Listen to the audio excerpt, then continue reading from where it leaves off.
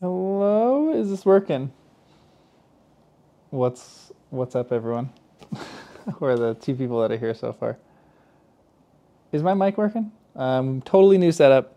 I'm in a hotel room, but I wanted to do another read before I'm gonna be off for a week.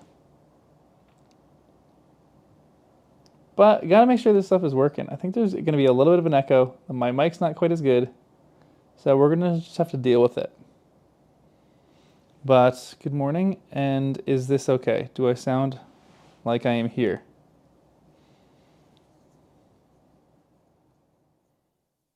Anybody out there? Anyone?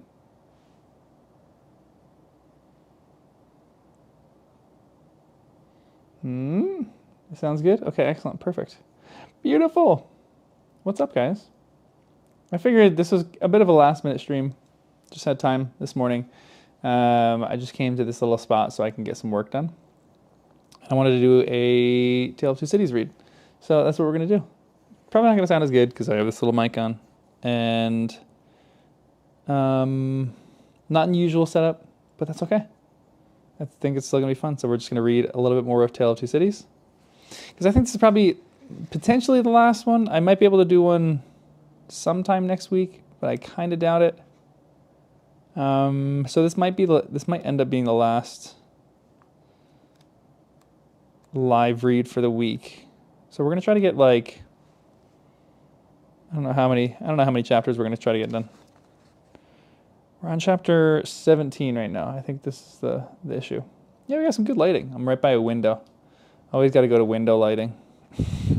I'm a big fan of window lighting. I think we're gonna try 7 because this is chapter 17. I gotta change this in the description. Edit. I think we're on 17. 17 is 9 days. Is this 17? I don't do not Roman numerals. No, this is 18. We're on 18. 9 days. 18. Let me look at the chapters. 18. 18 is short. 19 is short. 20. I think it was 20. 20 is short. 21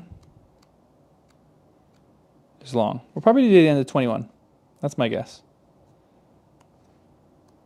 Maybe 22, because 22 is kind of short. Just keep looking at chapters to see how short they are. Either 21 or 22, we'll see. Either 20 or 30 pages. So I don't, unfortunately. I do have this which isn't great. A little green tea with ginseng honey by Arizona. It's not great, but it's some kind of fluid. It'll keep the whatchamacallit, vocal cords nice and lubed up. But okay. We're gonna get to reading because I'm excited to keep reading through this. Probably halfway through the book right now. Maybe a little bit more. Enjoying it thoroughly. But let's get started reading. So, welcome. This is chapter 18. 9 days. The marriage day was shining brightly. When they were ready, outside the closed door of the doctor's room, where he was speaking with Charles Darnay. They were ready to go to church. The beautiful bride, Mr. Lorry and Miss Pross, to whom the event, though a gradual process of reconcilement to the inevitable, would have been one of absolute bliss, but for the yet lingering consideration that her brother Solomon should have been the bridegroom.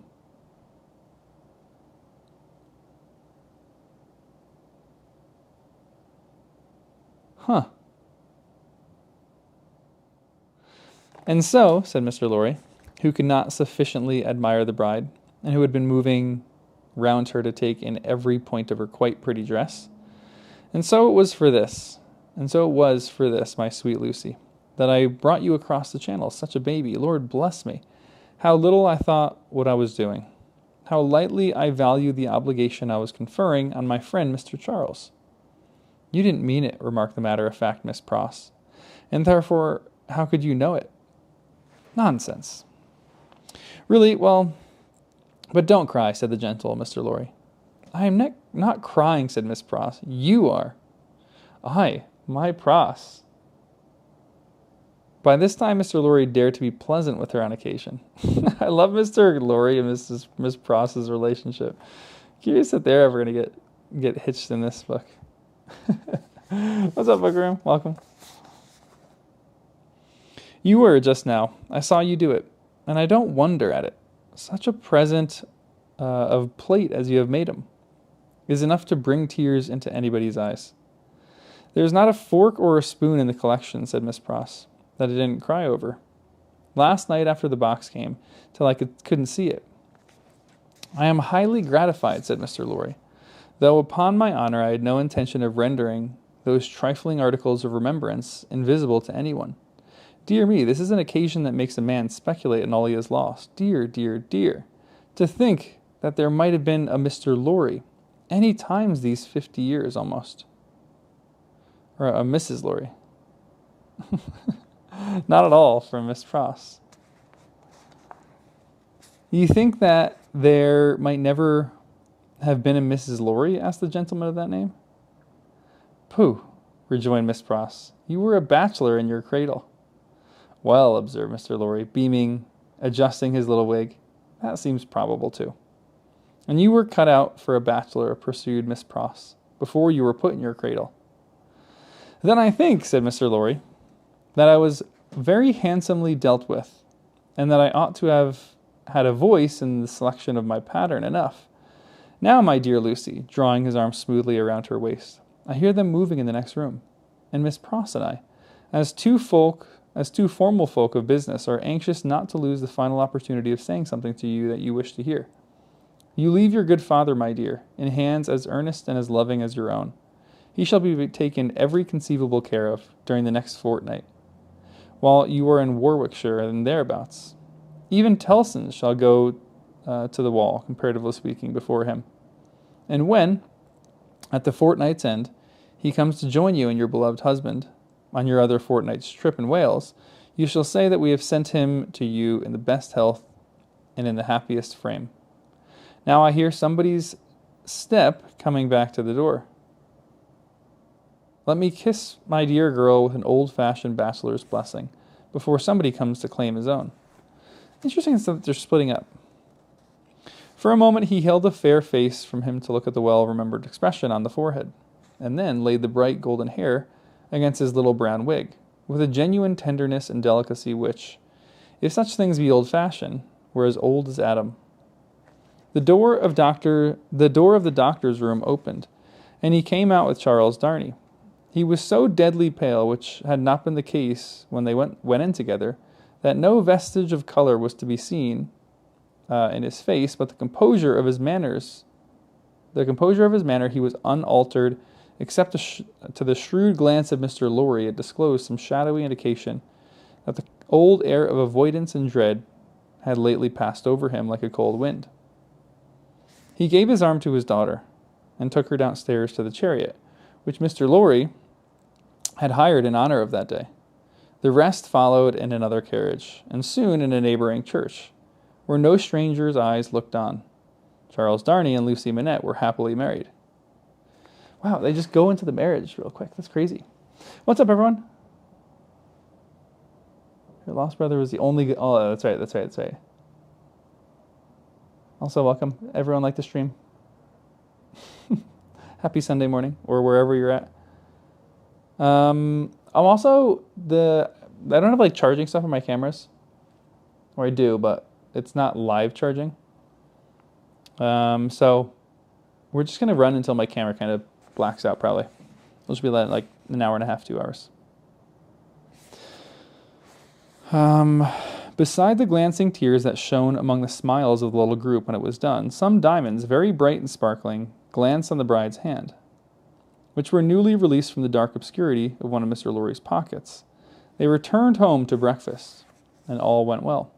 And in due course the golden hair that had mingled with the poor shoemaker's white locks in the Paris garret were mingled with them again in the morning sunlight, on the threshold of the door at parting.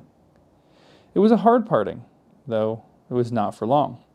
But her father cheered her and said at last, gently disengaging himself from her enfolding arms, "Take her, Charles. She is yours." And her agitated hand waved to them from a chaise window, and she was gone. The corner being out of the way of the idle and the curious, and the preparations having been very simple and few, the doctor, Mr. Lorry, and Miss Pross were left quite alone. It was when they turned into the welcome shade of a cool old hall that Mr. Lorry observed a great change to have come over the doctor, as if the golden arm uplifted there had struck him a poisoned blow. He had naturally repressed much, and some revulsion might have been expected in him when the occasion for repression was gone.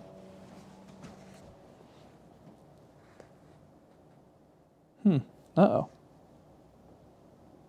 But it was the old scared, lost look that troubled Mr. Lorry, and through his absent manner of clasping his head, and drearily wandering away into his own room when they got upstairs, Mr. Lorry was reminded of Defarge, the wine shop keeper, and the starlight ride.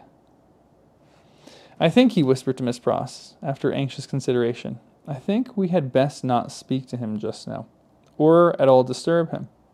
I must look in at Tellson's, so I will go there at once and come back presently. Then we will take him a ride into the country, and dine there, and we'll be well." There's so many interesting questions I have about this, because why he relapses as soon as the daughter's gone? I feel like he's going to have this is going to be a big relapse. This is probably going to be like the ascending action of this. But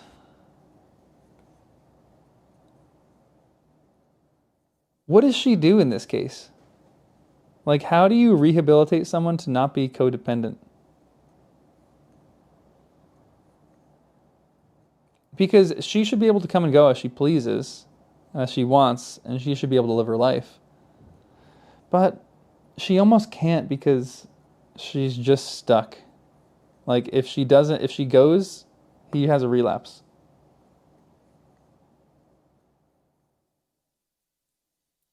Charles was to tell the doctor his true name on the day of his marriage. Oh. Interesting. Totally forgot that.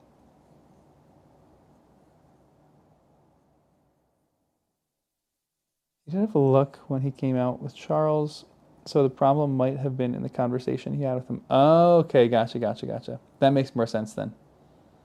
Okay, that fits a lot better. Because I was going to say, otherwise, he's just super codependent. All right, let's keep reading. Let's actually figure out what's going on with this guy. "I think," he whispered to Miss Pross, "all will be well." I read the paragraph. It was easier for Mr. Lorry to look in at Tellson's than to look out of Tellson's. He was detained 2 hours. When he came back, he ascended the old staircase alone, having asked no question of the servant. Going thus into the doctor's room, he was stopped by a low sound of knocking. "Good God," he said with a start, "what's that?" Miss Pross, with a terrified face, was at his ear. Oh me, all is lost," cried she, wringing her hands. "What is to be told to Ladybird? He doesn't know me, and is making shoes." Mr. Lorry said what he could to calm her, and went himself into the doctor's room. The bench was turned toward the light, as if it had been when he had seen the shoemaker at his work before us, and his head was bent down, and he was very busy. "Dr. Manette, my dear friend, Dr. Manette." The doctor looked at him for a moment, half inquiringly, half as if he were angry at being spoken to, and bent over his work again. Not the greatest move by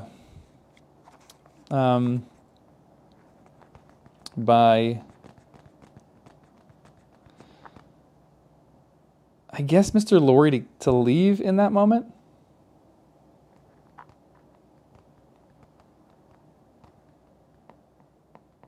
But I don't know.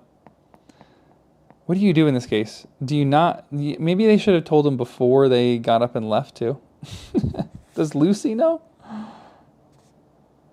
Also, why is this such a big deal to the doctor? That his true identity is revealed? That he's like the nephew of the Marquis or the cousin or whatever.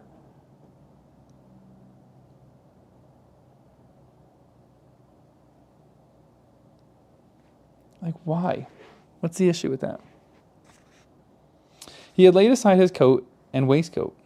His shirt was open at the throat, as it used to be when he did that work. And even the old haggard, faded surface on his face had come back to him. He worked hard, impatiently, as if in some sense of having been interrupted. That's the read and find out, okay. I mean, maybe that was like his prison, like he was in prison there or something like that. I just don't know. It's weird. Mr. Lorry glanced at the work in his hand and observed that it was a shoe of the old size and shape. He took up another that was lying by him and asked what it was. A young lady's walking shoe, he muttered, without looking up. It ought to have been finished long ago. Let it be. But Dr. Manette, look at me. He obeyed in the old mechanically submissive manner without pausing in his work. You know me, my dear friend. Think again. This is not your proper occupation. Think, dear friend. Nothing would induce him to speak more. He looked up for an instant at a time when he was requested to do so, but no persuasion would extract a word from him.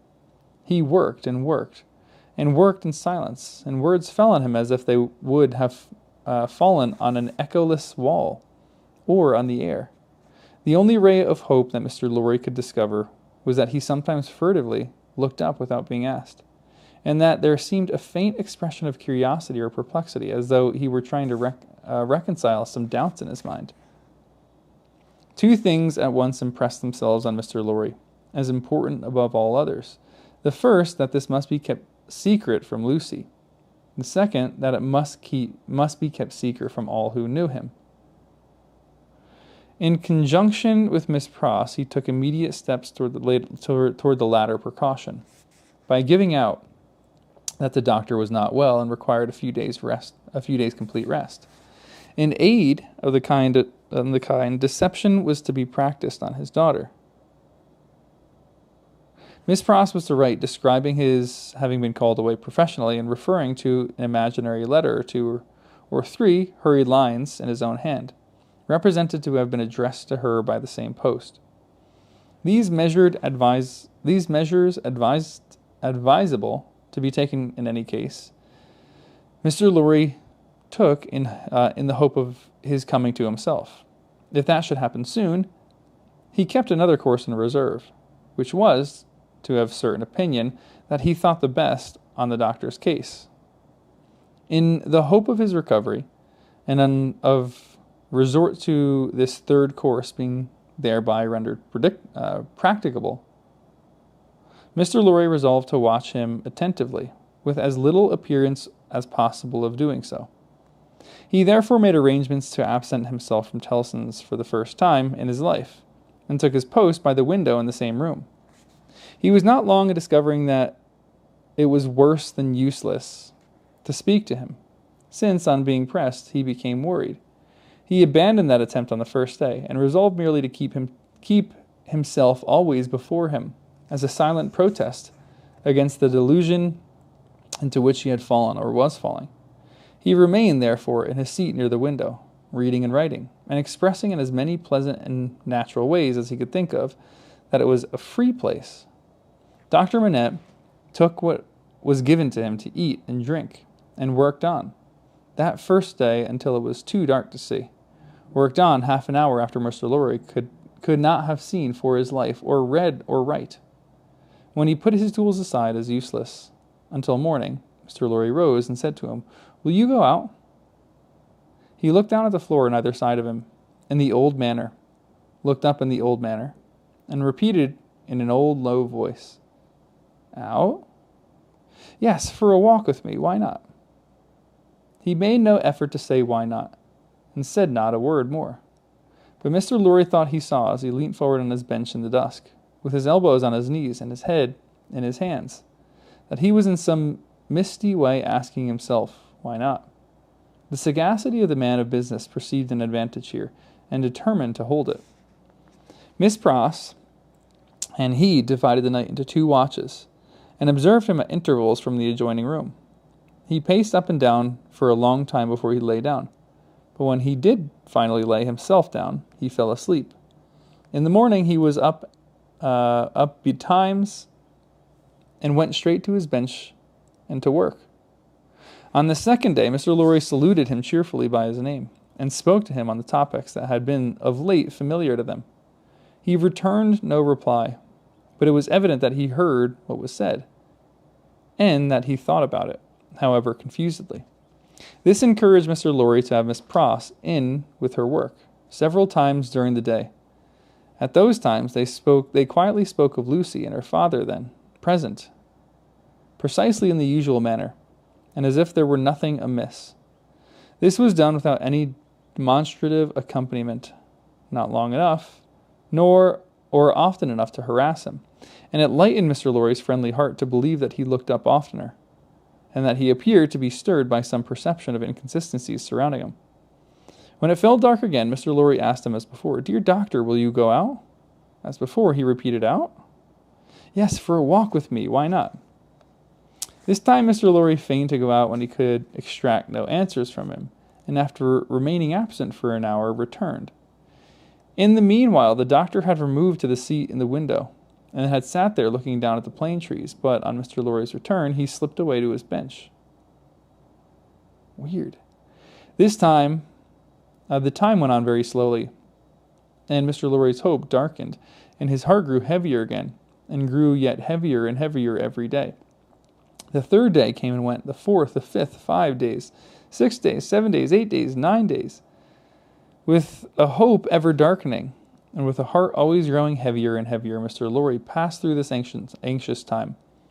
The secret was well kept, and Lucy was unconscious and happy. But he could not fail to observe that the shoemaker, whose hand had been little out at first, was growing dreadfully skilful, and that he had never been so intent on his work, and that his hands had never been so nimble and expert as in the dusk of the 9th evening. Weird.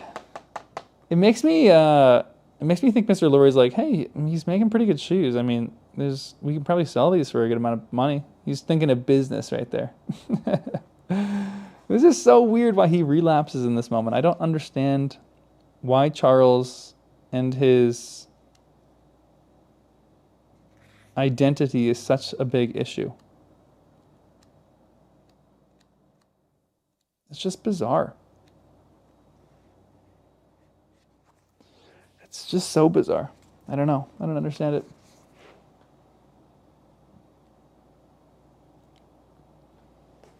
Yeah, I mean, yeah, for sure. I mean, he's regressing to his time in prison. He's relapsing. But why? I don't know. All right, chapter 19. This is an opinion.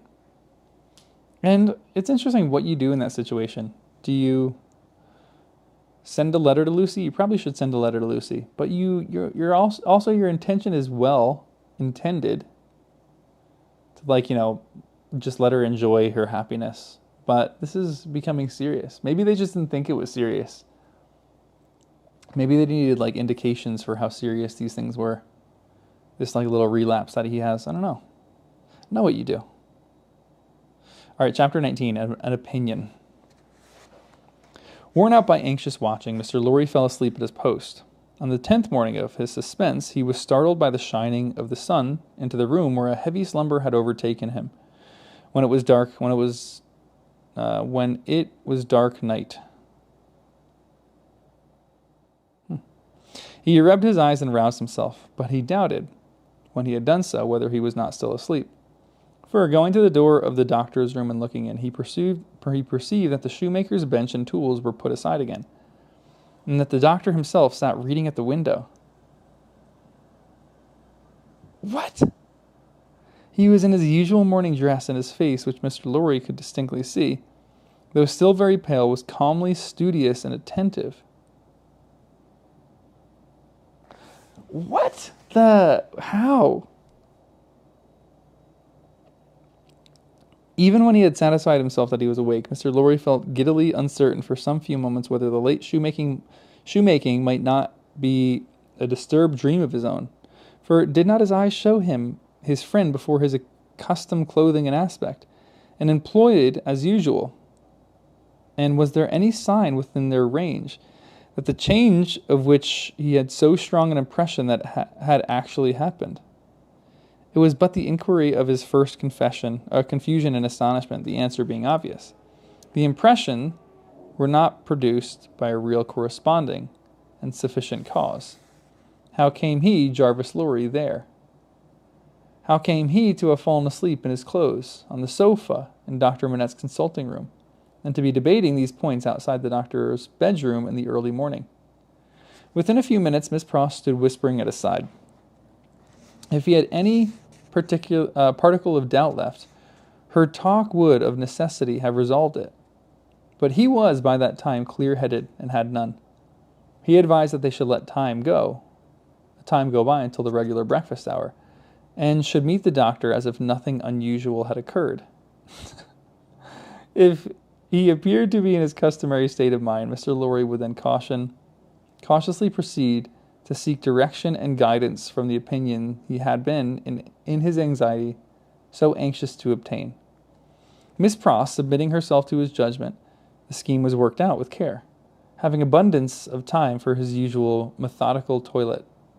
Mr. Lorry presented himself at the breakfast hour, in his usual white linen, and with his usual neat leg.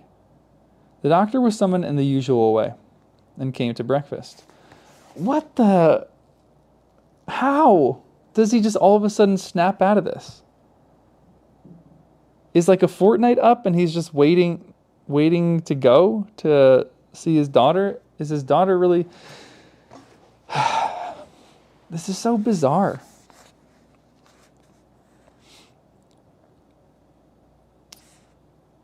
So far as it was possible to comprehend him without overstepping those delicate and gradual approaches which Mr. Lorry felt to be only safe advance, he at first supposed that his daughter's marriage had taken place yesterday. An incidental allusion purposely thrown out to the day of the week and the day of the month set him thinking and counting, and evidently made him uneasy. In all other respects, however, he was so composedly himself that Mr. Lorry determined to have the aid he sought, and that aid was his own. Therefore, when the breakfast was done and cleared away, and he and the doctor were left together, Mr. Lorry said feelingly, "My dear Manette, I am anxious to have your opinion, in confidence, on a very curious case which I am deeply interested. That is to say, it is very curious to me, perhaps.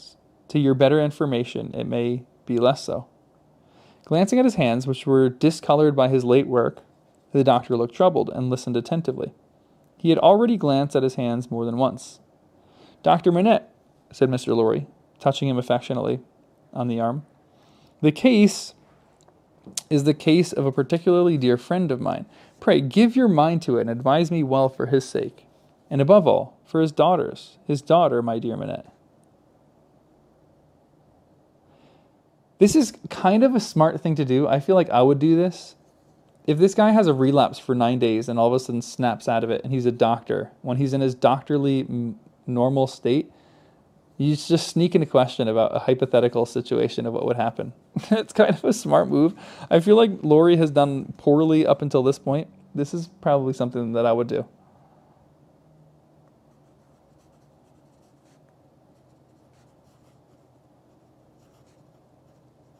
Dickens really knows how to keep your attention.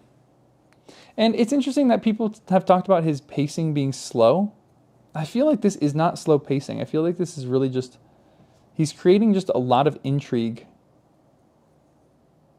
every single chapter. It just kind of keeps me gripped. It feels very economical to me. I don't know. I don't find him wordy. Maybe his paragraphs can be a little wordy or just like strangely structured. But I don't know. If I understand, said the doctor in a subdued tone, some mental shock? Yes. Be explicit, said the doctor. Spare no detail. Mr. Lorry saw that they understood one another. Oh, interesting. And proceeded. My dear Manette, it is the case of an old and prolonged shock of great acuteness and severity to the affections, the feelings, as you express it, the mind. The mind. It is the case of a shock under which the sufferer was borne down. One cannot say for how long, because I believe he cannot calculate this time himself, and there are no other means of getting at it. It is the case of a shock from which the sufferer recovered by a process that he cannot trace himself. As I once heard him publicly relate in a striking manner, it is the case of a shock from which he has recovered so completely as to be a highly intelligent man, capable of close application of mind, and great exertion of body, and constantly making fresh additions to his stock of knowledge, which was already very large. But unfortunately there has been, he paused and took a deep breath, a slight relapse. The doctor in a low voice asked, of how long duration? 9 days and nights. How did it show itself, I infer, glancing at his hands, and the resumption of his old pursuits connected with the shock? That is the fact.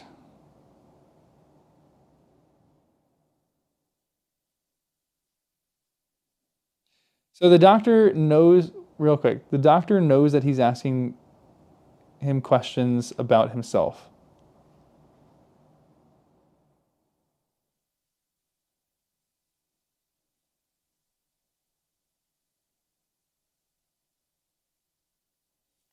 You have a friend that told stories like Dickens? Okay, so the doctor knows and understands this. Okay, thank you. Interesting. So he's just like catching on to this. Okay.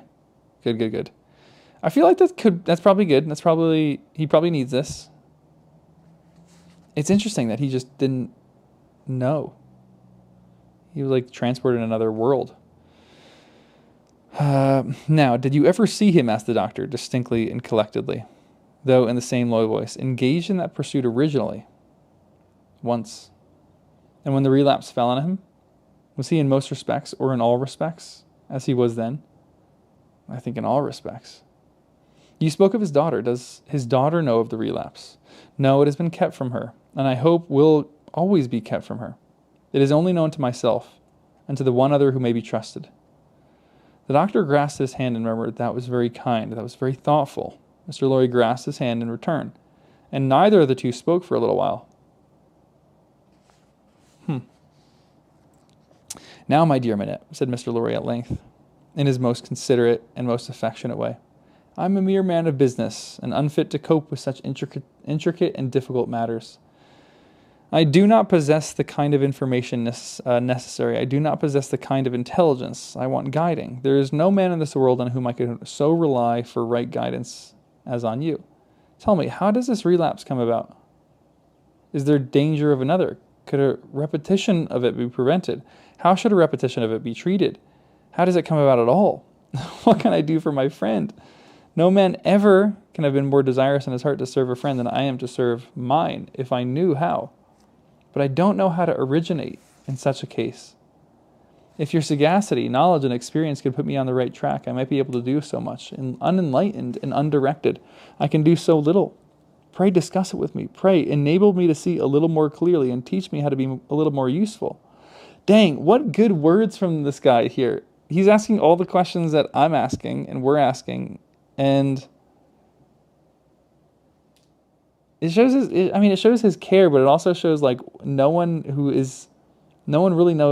these people just don't know how to deal with these kind of things. In the same sense of like, if this happened to someone that I knew, I don't know, I would not know how to deal with that. Weird. Good writing. Dr. Manette sat meditating after these earnest words were spoken, and Mr. Lorry did not press him. I think it probable, said the doctor, breaking silence with an effort, that the relapse you have described, my dear friend, was not quite unforeseen by its subject. Was it dreaded by him? Mr. Lorry ventured to ask. Very much. He said it with an involuntary shudder. You have no idea how such an apprehension weighs on the sufferer's mind, and how difficult, how almost impossible it is for him to force himself to utter a word upon the topic that oppresses him. Would he, asked Mr. Lorry, be sensibly relieved if he could prevail upon himself to impart that secret brooding to anyone when it is on him? I think so. But it is, as I have told you, next to impossible. I even believe in some cases it to be quite impossible.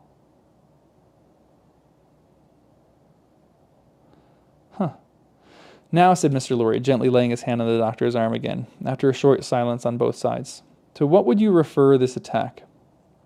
I believe, returned Dr. Manette, that there had been a strong and extraordinary revival of the train of thought and remembrance that was the first cause of the malady. Some intense associations of a most distressing nature were vividly recalled, I think. It is probable that there had long been a dread lurking in his mind, that those associations would be recalled, say, under certain circumstances, say, on a particular occasion. He tried to prepare himself in vain. Perhaps the effort to prepare himself made him less able to bear it. Would he remember what took place in the relapse? Asked Mr. Lorry, with natural hesitation. The doctor looked desolately round the room, shook his head, and answered in a low voice, Not at all. Now, as to the future, hinted Mr. Lorry. As to the future, said the doctor, recovering firmness, I should have great hope. As it pleased heaven in its mercy to restore him so soon, I should have great hope. He, yielding under the pressure of a complicated something, long dreaded and long vaguely foreseen and contended against, and recovering after the cloud had burst and passed, I should hope that the worst was over. Very well. That's good comfort. I am thankful, said Mr. Lorry.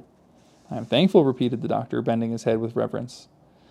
There are 2 other points, said Mr. Lorry, on which I am anxious to be instructed. I may go on? You cannot do your friend a better service, the doctor gave him his hand. To the first, then, he is of a studious habit, and unusually energetic. He applies himself with great ardor to the acquisition of professional knowledge and to the conducting of experiments, to many things. Now, does he do too much? I think not. It may be the character of his mind to be always in singular need of occupation. That may be, in part, natural to it, in part the result of affliction. The less it was occupied with healthy things, the more it would be in danger of turning in the unhealthy direction. He may have observed himself and made the discovery. Interesting. Psychologically, to me, this is an interesting question too. So if you're in this situation and you have a bad habit, do you just replace the bad habit with something that occupies your time that is a good thing? Or how do you deal with that in a way that's not like that? Like this guy has he needs to keep his mind occupied, so he just occupies it with healthy things. But that also doesn't necessarily tackle the root of the issue. I don't know what the root of the issue, I don't know how you would tackle the root of the issue. Therapy? But I don't know if that would necessarily fix or solve the problem. Because I don't think he necessarily wants to talk about what's going on or talk about his trauma. But I don't know, how do you... Is just filling in the gaps for something beneficial? I don't know.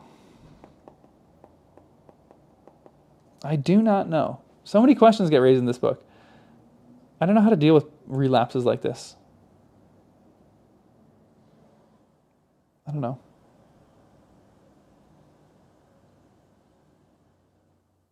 The theme of this book is I just don't know.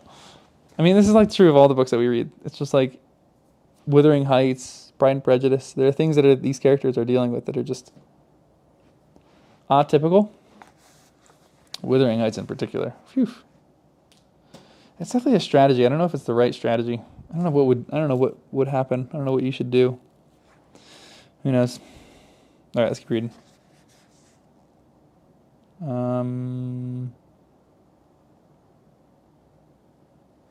Where am I?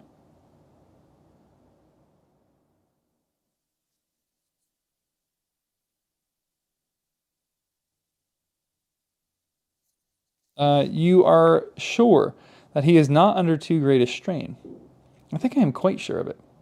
My dear Minette, if he were overworked now, my dear Laurie, I doubt if that could easily be. There has been a violent stress in one direction, and it needs a counterweight. Excuse me. As a persistent man of business, assuming for a moment that he was overworked, it would show itself in some renewal of this disorder.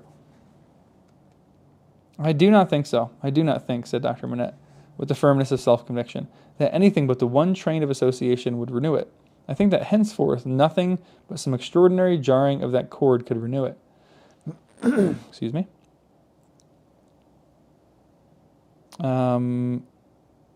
After what has happened and after his recovery, I find it difficult to imagine any such violent sounding of that string again. I trust and almost believe that the circumstances likely to renew it are exhausted.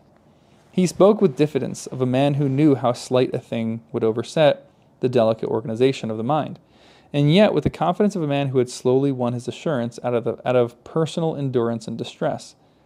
It was not for his friend to abate that confidence. He professed himself more relieved and encouraged than he really was, and approached his second and last point. He felt it to be the most difficult of all, but remembering his old Sunday morning conversation with Miss Pross, and remembering what he had seen in the last 9 days, he knew that he must face it. The occupation resumed under the influence of this passing affliction, so happily recovered from, said Mr. Lorry, clearing his throat, we will call blacksmith's work. Blacksmith's work.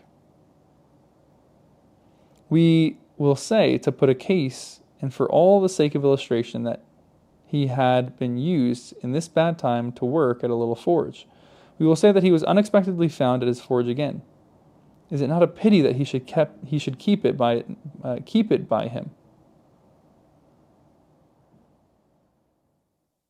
That's a great question and a great point.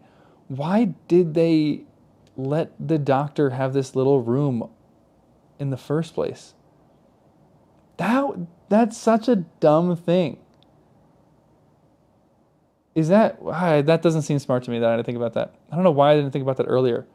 Why would they give him a room with all these shoes and the shoemaker's equipment?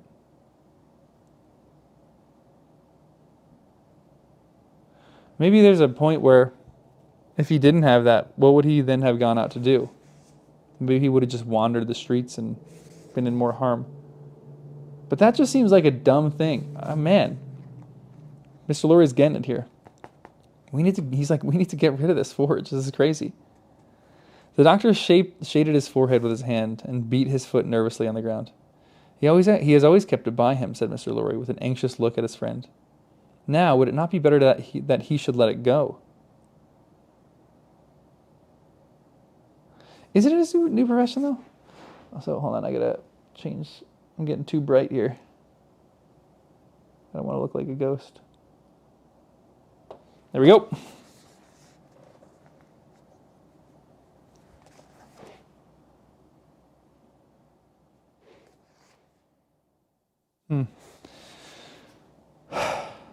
Seems strange.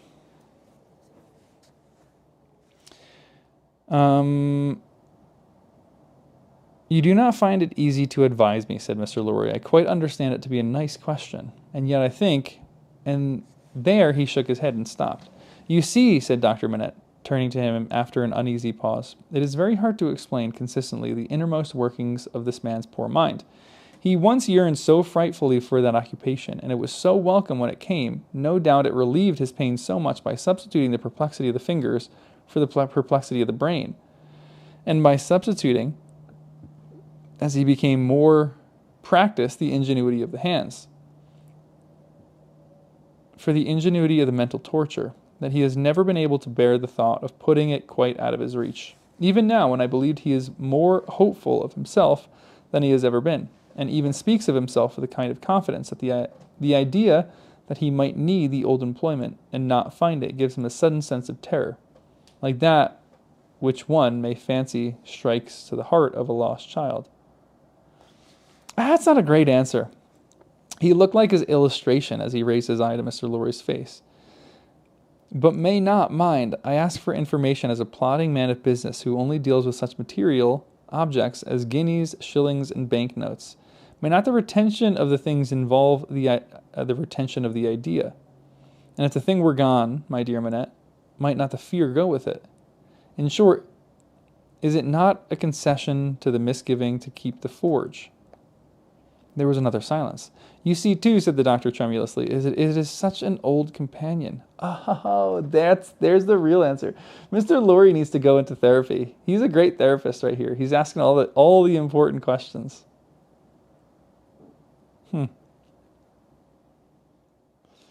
He gives the first answer, and the first answer to me is a crappy answer.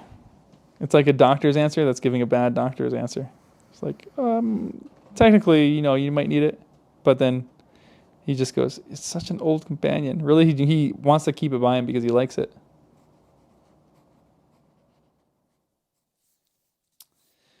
I would not keep it, said Mr. Lorry, shaking his head, for he gained in firmness as he saw the doctor disquieted. I would recommend him to sacrifice it. I only want your authority. I am sure it does no good. Come, give me your authority like a dear man. For his daughter's sake, my dear Manette. This is interesting for what this is actually going to do to him. If they're not going to actually find this and get rid of this, what are they going to do?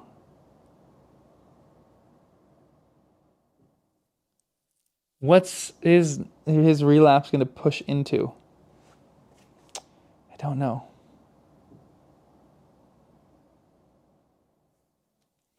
Very strange to see what a struggle there was within him. In her name, then, let it be done. I sanction it. But I would not take it away while he was present. Let it be removed while he is not there. Let him miss his old companion after an absence. Mr. Lorry rapidly engaged for that, and the conference was ended. They passed the day in the country, and the doctor was quite restored. On the 3 following days he remained perfectly well. On the 14th day, he went away to join Lucy and her husband. The precaution that had been taken to account for his silence, Mr. Lorry had previously explained to him, and when he had written to Lucy in accordance with it, and she had no suspicions. On the night of the day which he left the house, Mr. Lorry went into his room with a copper, saw, chisel, and a hammer, intended by Miss Pross by carrying a light.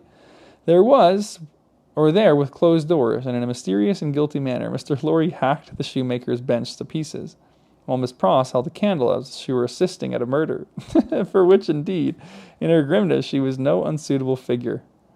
The burning of the body, previously reduced to the pieces convenient for the purpose, was commenced without delay in the kitchen fire, and the tools, shoes, and leather were buried in the garden.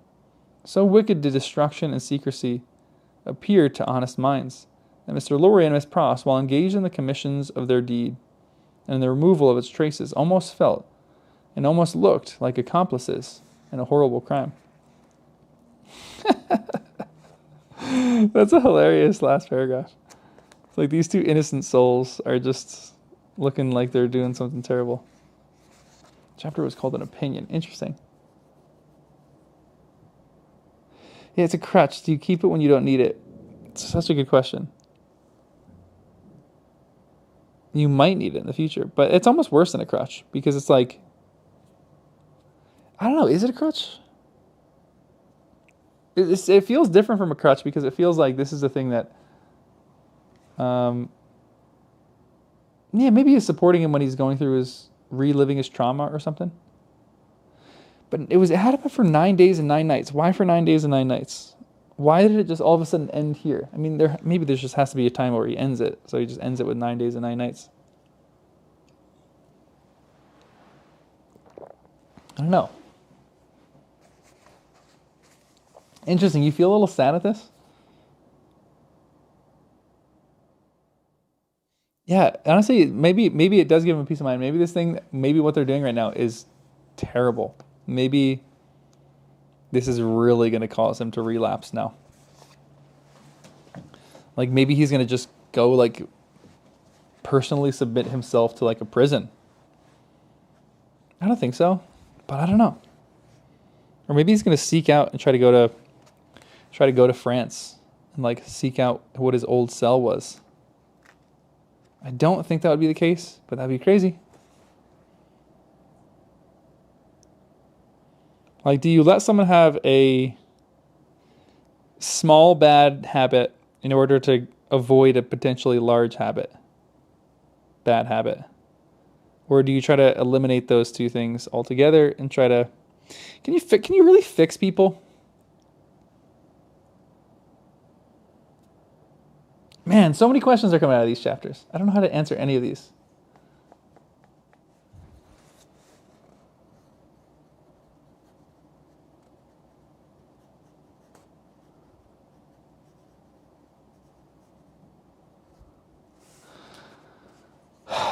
Yeah, they need a choice. They need to be a willing participant. Mr. Lorry or Dr. Manette kind of is, but kind of not at the same time. I don't know. It's giving me a an illustration of this. Look at this illustration. I think this is great. Look how nervous they look. They're like terrified. All right, this is the next chapter. This is a short one. This is called A Plea.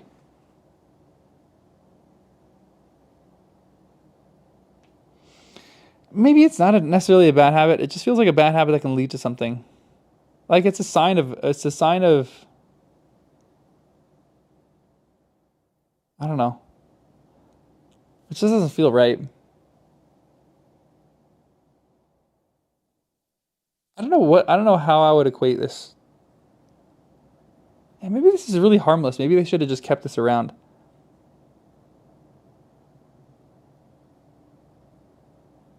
I don't know what an apt comparison would be for this.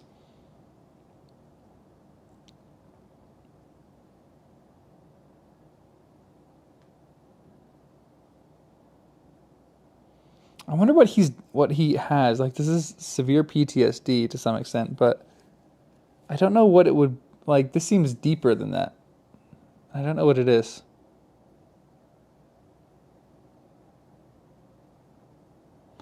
All right. This is called A Plea, Chapter 20. When the newly married pair came home, the first person who appeared to offer his congratulations was Sidney Carton. They had not been at home many hours when he presented himself. He was not improved in habits, or in looks, or in manners, but there was a certain rugged air of fidelity about him, which was new to the observation of Charles Darnay. He watched his opportunity of taking Darnay aside into a window, and speaking to him when no one overheard. "Mr. Darnay," said Carton, "I wish we might be friends.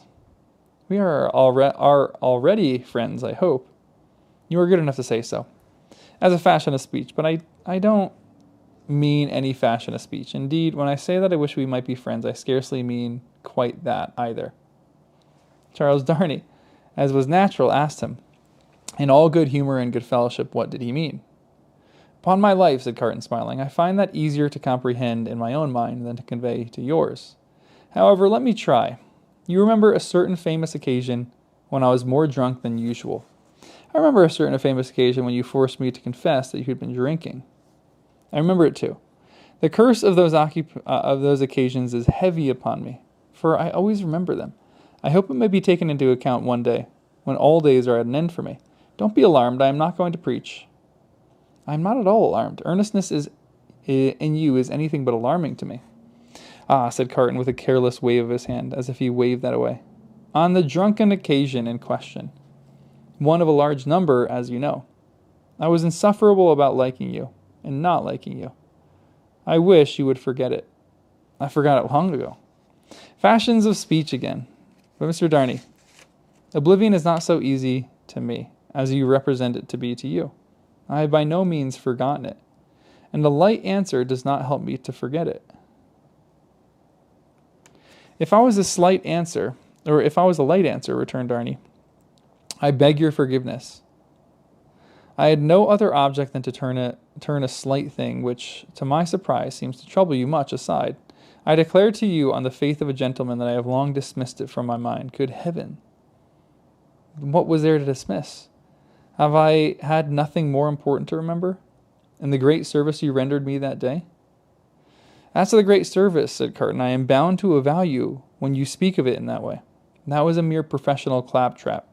I don't know I don't know that I cared what became of you when I rendered it. Mind, I say when I rendered it, I am speaking of the past.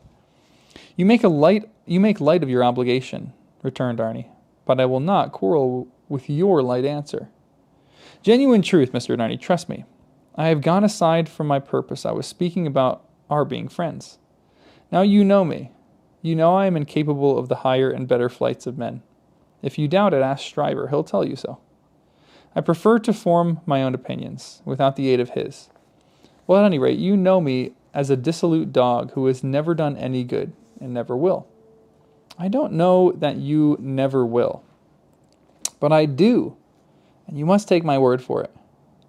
Well, if you could endure to have such a worthless fellow and a fellow of such indifferent reputation coming and going at odd times, I should ask that I may be permitted to come and go as a privileged person here, that I might be regarded as an useless, and I would add, if it were not for the resemblance I detected between you and me, an unornamental piece of furniture tolerated for its whole service, and taken no notice of. I doubt if I should abuse the permission. It is 100 to 1 that I should avail myself of it 4 times a year. It would satisfy me. I dare say to know that I had it. Will you try? That is another way of saying I am placed on the footing I have indicated. I thank you, Darnay. I may use that freedom with your name. I think so, Carton, by this time. They shook hands upon it, and Sidney turned away. Within a minute afterward, he was, to all outward appearances, as unsubstantial as ever. When he was gone, in the course of an evening passed with Miss Pross, the doctor, and Mr. Lorry, Charles Darnay made some mention of this conversation in general terms, and spoke of Sidney Carton as a problem of carelessness and recklessness. He spoke of him, in short, not bitterly or meaning to bear hard upon him, but as anybody might who saw him as he showed himself. He had no idea that this could dwell in the thoughts of his fair young wife. But when he afterward joined her in her own room, he found her waiting for him by the old pretty lifting of the forehead strongly marked. "We are thoughtful tonight," said Darnay, drawing his arm about her. "Yes, dearest Charles," with her hand on his breast, and the inquiring and attentive expression fixed upon him. "We are rather thoughtful tonight, for we have something on our mind tonight." "What is it, my Lucy?" "Will you promise not to press one question on me, if I beg you not to ask it?" Will I promise? What will I promise? What will I not promise to my love? What indeed? With his hand putting aside the golden hair from the cheek, and his other hand against the heart that beat for him. "I think, Charles, poor Mr. Carton deserves more consideration and respect than you express for him tonight." "Indeed, my own, why so?" "That is, you are not to ask me, but I know he does." "If you know it, it is enough. What would you have me do?" "My life." "I would ask you, dearest, to be very generous with him always, and very lenient on his faults when he is not by. I would ask you to believe that he is very, very seldom reveals, then that there are deep wounds in it, that he has a heart that he very, very seldom reveals, and that there are deep wounds in it, my dear. I have seen it bleeding." "It is a painful reflection to me," said Charles Darnay, quite astounded, "that I should have done him any wrong. I never thought this of him. My husband, it is so. I fear he is not to be reclaimed. There is scarcely a hope that anything in his character or fortune is now reparable. But I am sure that he is capable of good things, gentle things, even magnanimous things." She looked so beautiful in the purity of her faith in this lost man that her husband could have looked at her as she was for hours. "Oh, my dearest love," she urged, clinging near to him, laying her head upon his breast, and raising her eyes to him, "remember how strong we are in happiness, and how weak he is in his misery." The supplication touched him home. "I will always remember it, dear heart. I will remember it as long as I live." He bent over the golden head and put the rosy lips to his, and folded her in his arms. If one forlorn wanderer, then pacing the dark streets, could have heard her innocent disclosure, and could have seen the drops of pity kissed away by her husband from the soft blue eyes so lovingly of what that husband, he might have cried to the night and the words would not have parted from his lips for the first time. God bless her for her sweet compassion. Little secrets going on here.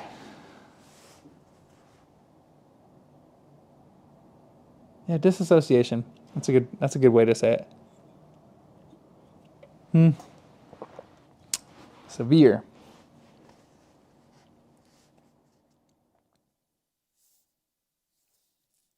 Poor Sidney Carton. He finally catches a break. I kind of love Sidney Carton. Sidney Carton doesn't seem all that bad in my head. He's one of those characters that I kind of love because maybe Sidney Carton is like how a lot of us feel. Like we're like unworthy or like, we don't feel like we deserve these kind of things. But he really does. He's like one of the characters in this that I think is really deserving of good things. But he just gets drunk on occasions. And he just thinks of himself very poorly. Like he's like in cahoots with Stryver, and Stryver would probably speak poorly of him.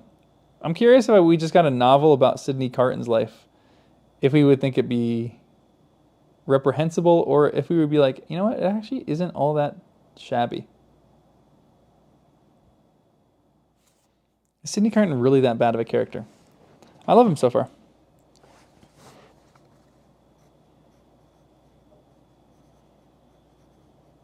He's a little grumpy. That's kind of it for me. All right, this is chapter 21, Echoing Footsteps. Hopefully all my mics are still going to work. So let me check the battery on this bad boy. I can't check it on this. All right, camera mics are good. I think my camera battery is good too. 1 second, let me check. I think we're good. Good for another 2 chapters, at least. Echoing Footsteps, chapter 21. A wonderful corner for echoes. It has been remarked, that corner where the doctor lived. Ever busy winding the golden thread which bound her husband and her father and herself, and her old directions and companion.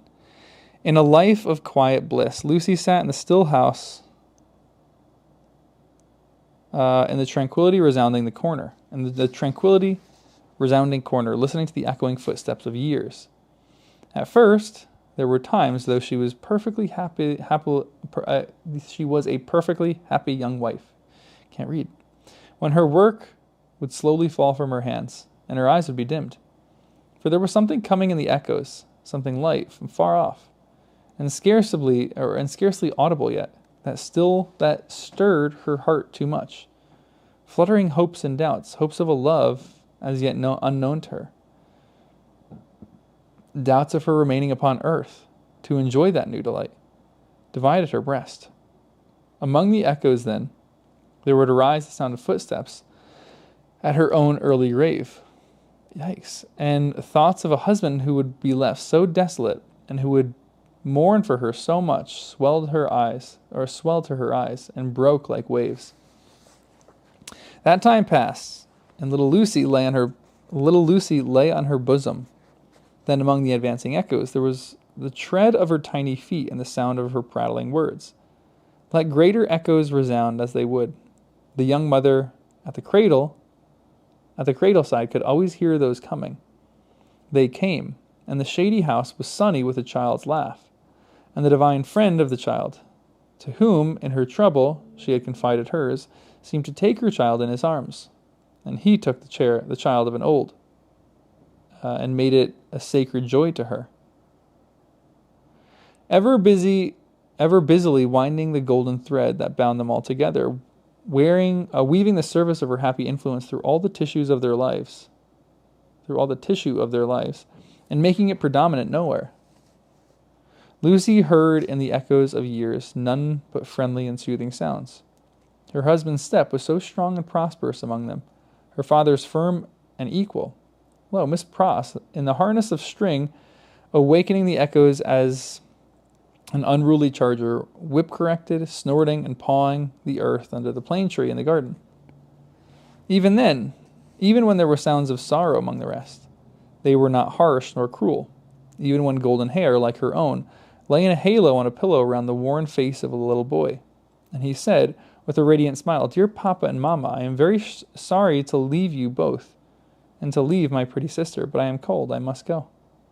Those were not tears all of agony that wetted his young mother's cheek, as the spirit departed from her embrace that had been entrusted to it. "Suffer them and forbid them not. They see my Father's face. O Father, blessed words." Thus the rustling of the angel's wings got blended with other echoes, and they were not wholly of earth, but had in them that breath of heaven.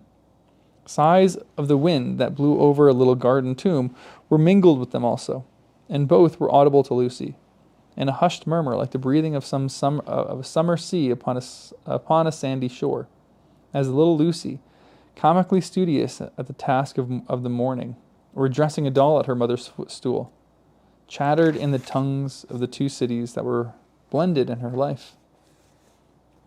The echoes rarely answered to the actual tread of Sidney Carton.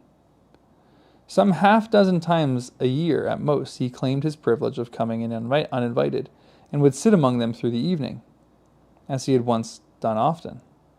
He never came there heated with wine, and one other thing regarded him was whispers in the echoes, which has been whispered by all true echoes for ages and ages. No man ever really loved a woman, lost her, and knew her with a blameless though an unchanged mind when she was a wife and a mother. But her children had a strange sympathy with him, an instinctive delicacy of pity for him. What fine hidden sensibilities are touched in such a case, no echoes tell. But it is so. And what was so here? And it was so here. Carton was the first stranger to whom little Lucy held out her chubby arms, and kept his place with her as she grew. The little boy had spoken of him, almost at the last. "Poor Carton. Kiss him for me." Dang, this is, again, one of the reasons I love Sidney here. He's just a sweet guy. This is such an interesting thing that he's doing here. This is like chivalry, but not at the same time. It's just a bit strange. Why? Huh.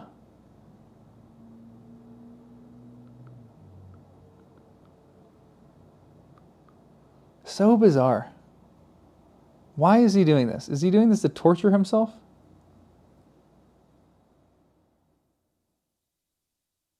Honestly, it almost feels like he's doing this because deep down inside he just is a genuinely good person.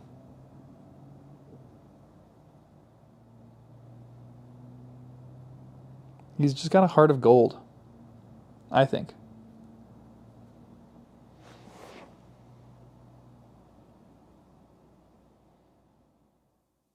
All right, we still good? All right, I think we're still good. All right, let's keep reading. Mr. Stryver shouldered his way through the law, like some great engine forcing itself through turbid water.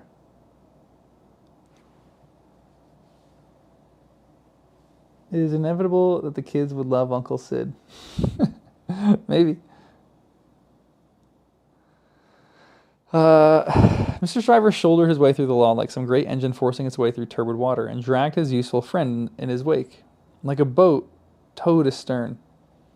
As the boat so favored is usually in a rough plight, and mostly underwater, so Sidney had a swamped life of it, but easy and strong custom, unhappily so much easier and stronger in him than any simulating sense of desert or disgrace. Made it the life he was to lead. And he no more thought of emerging from his state of lion's jackal than any real jackal may be supposed to thinking of rising to be a lion.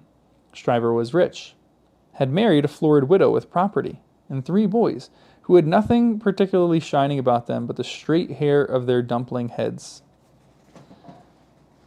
These 3 young gentlemen, Mr. Stryver exuding patronage of the most offensive quality from every pore, had walked before him like 3 sheep into the quiet corner of Soho, and had offered as pupils to Lucy's husband, delicately saying, "Hello, here are 3 lumps of bread and cheese toward your matrimonial picnic, Darnay."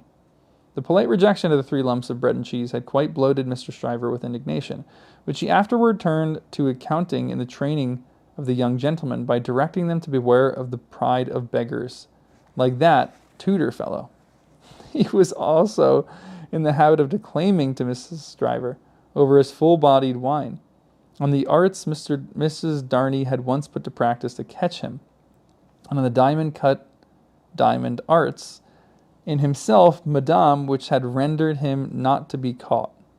Some of his King's Bench familiars, who were occasional parties to the full-bodied wine and the lie, excused him for the latter by saying that he had told it so often, that he believed it himself, which is surely an incorrigible aggravation of an originally bad offense, as to justify any such offender being carried off to some suitably retired spot, and there hanged out of the way. They were among the echoes to which Lucy, sometimes pensive, sometimes amused and laughing, listened in the echoing corner until her little daughter was 6 years old. How near to her heart the echoes of her child's tread came, and those of her own dear father's, always active and self-possessed, and those of her dear husband's, need not be told. Nor had the lightest echo of their united home, directed by herself with such wise and elegant thrift that it was more abundant than any waste, was music to hers. Nor how there were echoes all about her, sweet in her ears, of the many times her father had told her that he found her more devoted to him married, if that could be, than single, and of the many times her husband said to her that no cares and duties seemed to divide her love for him, or help to him, and asked her, "What is the magic secret, my darling, of your being everything to all of us, as if there were only one of us, yet never seeming to be hurried or have too much to do?" But there were other echoes from a distance that rumbled menacingly in the corner through all this span of time. And it was now, about Lucy's 6th birthday, that they began to have an awful sound, as of a great storm in France with dreadful sea rising. On a midnight in July, 1789, Mr. Lorry came in from Tellison's and sat himself down by Lucy and her husband in the dark window. It was a hot, wild night, and they were all 3 reminded of the old Sunday night when they had looked at the lightning from the same place. "I began to think," said Mr. Lorry, pushing his brown wig back, "that I should have to pass the night at Tellison's. We have been so full of business that day that we have not known what to do first, or which way to turn. There is such uneasiness in Paris that we have actually a run of confidence upon us. Our customers over there seem not to be able to confide their property to us fast enough. There is positively a mania among some of them, for sending it to England." "That is a bad look," said Darnay. "A bad look, you say, my dear Darnay? Yes, but we don't know what a reason there is in it. People are so unreasonable. Some of us at Tellison's are getting old, and we really can't be troubled out of the ordinary course without due occasion." "Still," said Darnay, "you know how gloomy and threatening the sky is." "I know that, to be sure," assented Mr. Lorry, trying to persuade himself that his sweet temper was soured, and that he grumbled. "But I am determined to be peevish after my long day's botheration. Where is Manette?" "He is here," said the doctor, entering the dark room at the moment. "I am quite glad you are at home, for these hurries and forebodings by which I have been surrounded all day long have made me nervous without reason. You are not going out, I hope?" "No, I am going to play backgammon with you, if you like," said the doctor. "I don't think I do like it, if I may speak my mind. I am not fit to be pitted against you tonight. Is the tea-board still there, Lucy? I can't see." "Of course, it has been kept for you." Thank ye, my dear. The precious child is safe in bed?" "And sleeping soundly." "That's right. All safe and well. I don't know why anything should be otherwise than safe and well here, thank God, but I have been so put out all day I am not as young as I was. My tea, my dear. Thank ye.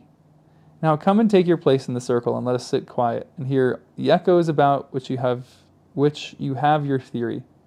"Not a theory. It was a fancy." "A fancy, then, my wise pet," said Mr. Lorry, patting her hand. "They are very numerous and loud, though, are they not? Only hear them."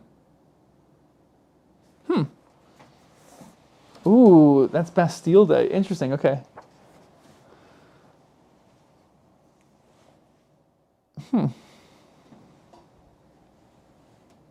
You think that they can see they love the mom? I don't know if they're old enough to be able to see that yet.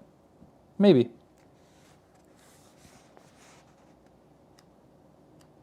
All right, we're on Bastille Day right now.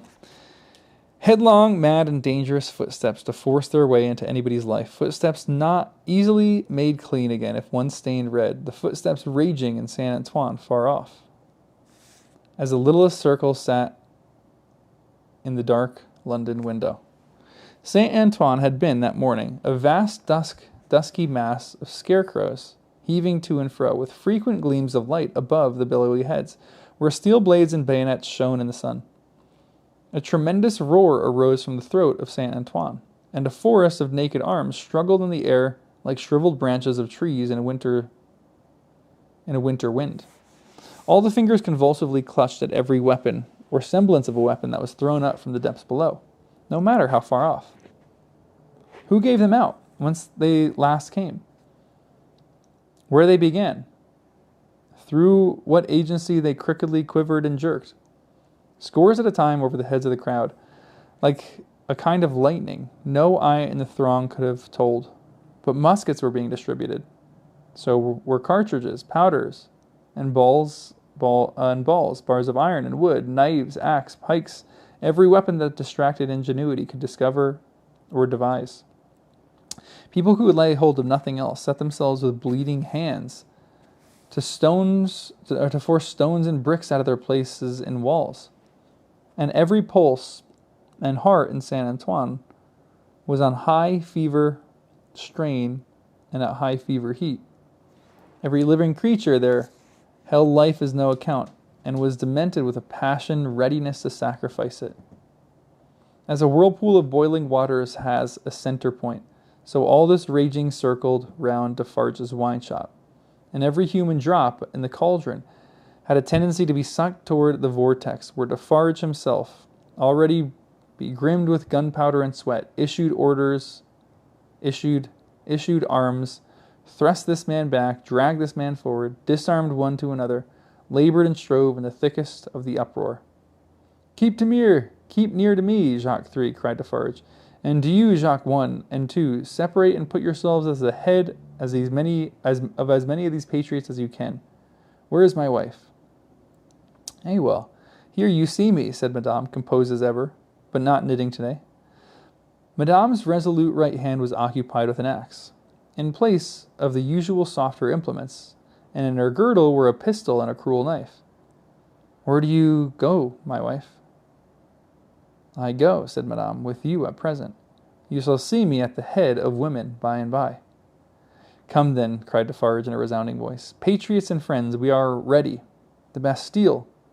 With a roar that sounded as if all the breath in France had been shaped into the tested word, the living sea rose, wave on wave, depth on depth, and overflowed into the city at that point.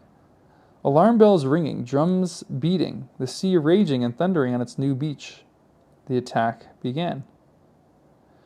Deep ditches, double drawbridge, massive stone walls, 8 great towers, cannons, muskets, fire and smoke. Through the fire and through the smoke, in the fire and in the smoke. For the sea cast him up against a cannon, and on the instant he became a cannoneer. Defarge of the wine shop worked like a manful soldier. 2 fierce hours. Deep ditch, single drawbridge, massive stone walls, 8 great towers, cannon, muskets, fire, and smoke. 1 drawbridge down. Work, comrades, all work. Jacques 1, Jacques 2, Jacques 1,000, Jacques 2,000, Jacques 5 and 20,000. In the name of all the angels or the devils, which you prefer, work. Thus Defarge of the wine shop, still at his gun, which had long grown hot. To me, women, cried Madame his wife. What? We can kill as well as the men when the place is taken. And to her, with a shrill thirsty cry, trooping women variously armed, but all armed alike in hunger and revenge.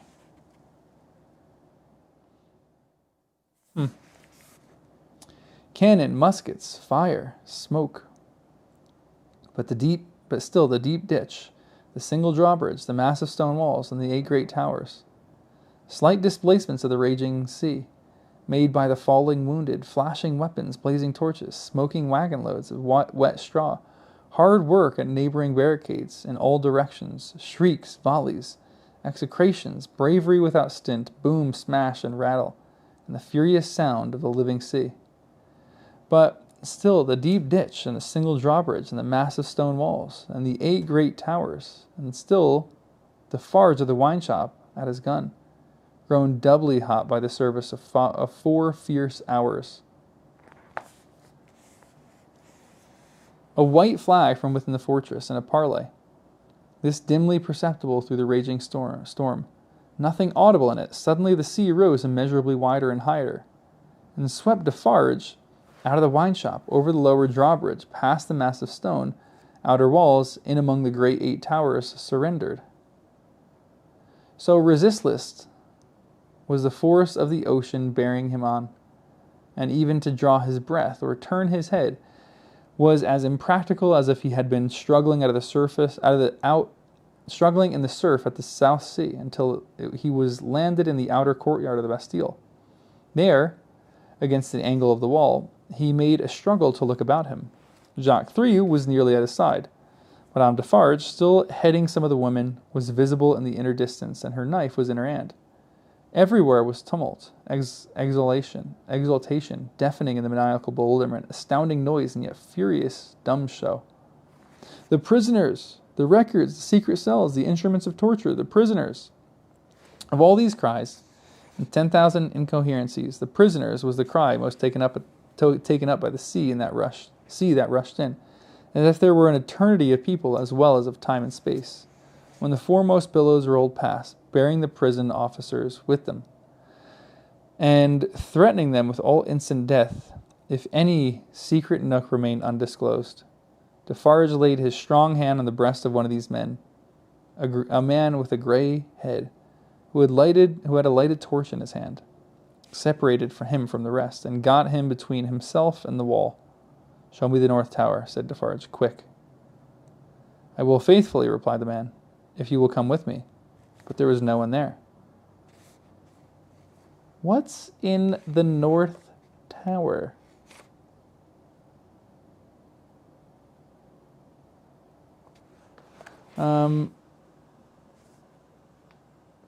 Zombie apocalypse imminent.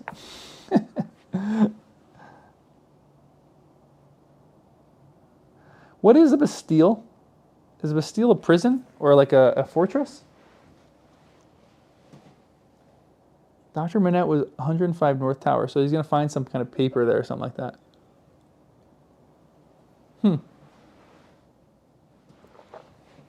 Weird. Bastille, I'm guessing, is a fortress, right? Just a huge fortress, okay.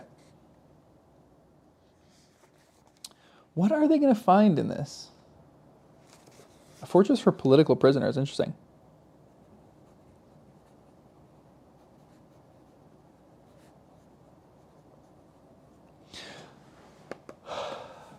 Remind me again why they're so interested in this in this cell tower.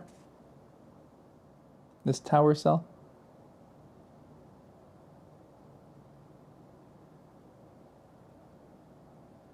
Dr. Manette kept repeating 105 North Tower. Okay, interesting.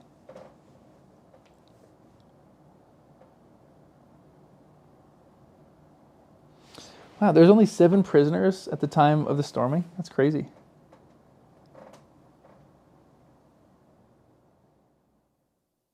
So they were like rearming themselves, a little armory. Okay, let's figure out what's in this. Let's keep reading. Are we on the right page? Yeah. What is the meaning of 105 North Tower? Asked Defarge. Quick. Huh?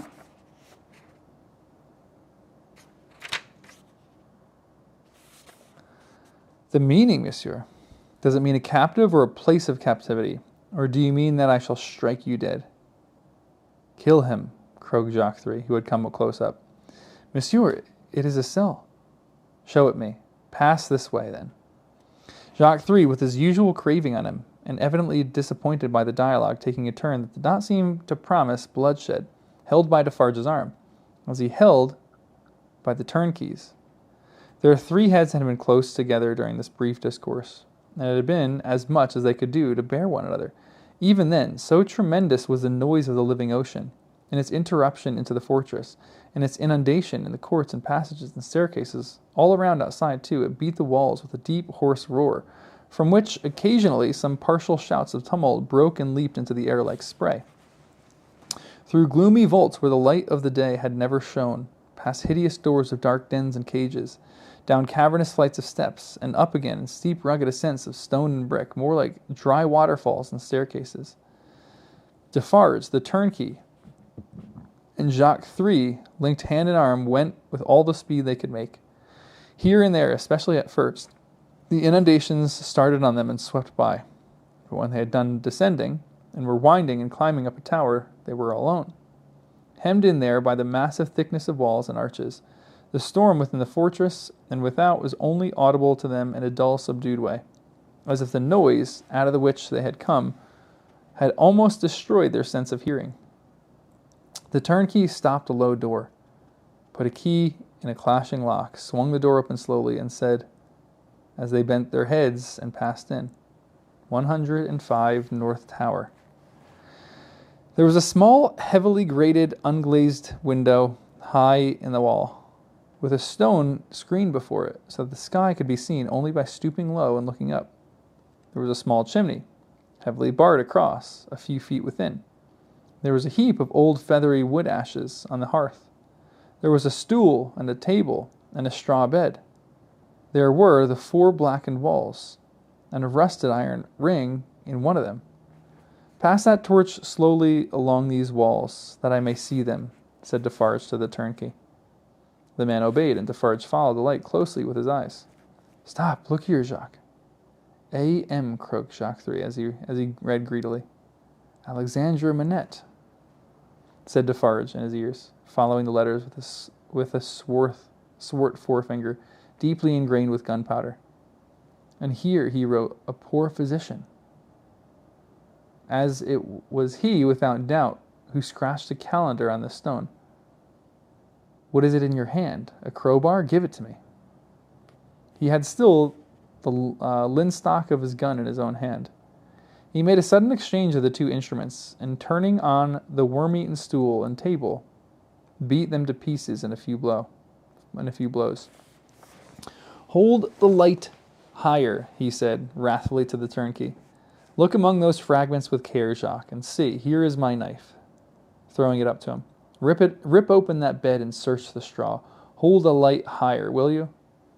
With a menacing look at the turnkey, he crawled upon the hearth and peered up the chimney, struck and prized at its sides with the crowbar, and worked the iron grate across it. In a few minutes, some mortar and dust came drooping down, which he averted his face to avoid, and in it, in the old wood ashes, in a crevice in the chimney, into which his weapon had slipped or wrought itself, he groped with a cautious touch.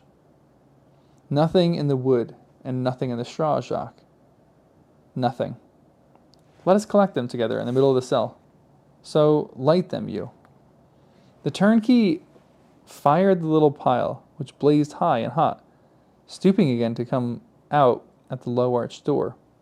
They left it burning and retraced their way to the courtyard, seeming to recover their sense of hearing as they came down until they were raging in the raging flood once more.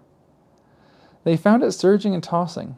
In quest of Defarge himself, Saint Antoine was clamoring to have its wine shop keeper foremost in the guard upon the governor who had defended the Bastille and shot the people. Otherwise, the governor would not be marched to the Hotel de Ville for judgment. Otherwise, the governor would escape, and the people's blood, suddenly of some value after many years of worthlessness, be unavenged. In the howling universe of passion and contention that seemed to encompass this grim old officer's conspicuous in his gray coat and red decoration, there was but one quiet, steady figure, and that was a woman's. See, there is my husband, she cried, pointing him out. See Defarge. She stood immovable, close to the grim old officer, and remained immovable, close to him. remained immovable close to him through the streets, as Defarge and the rest bore him along, remained immovable close to him when he got near his destination, and began to be struck at from behind, remained immovable close to him, with the long gathering strain of stabs and blows fell heavy, was so close to him when he dropped his head under it, that suddenly animated, she put her foot upon his neck, and with her cruel knife, long ready, hewed off his head. Dang. With a knife. That's crazy. That's a lot.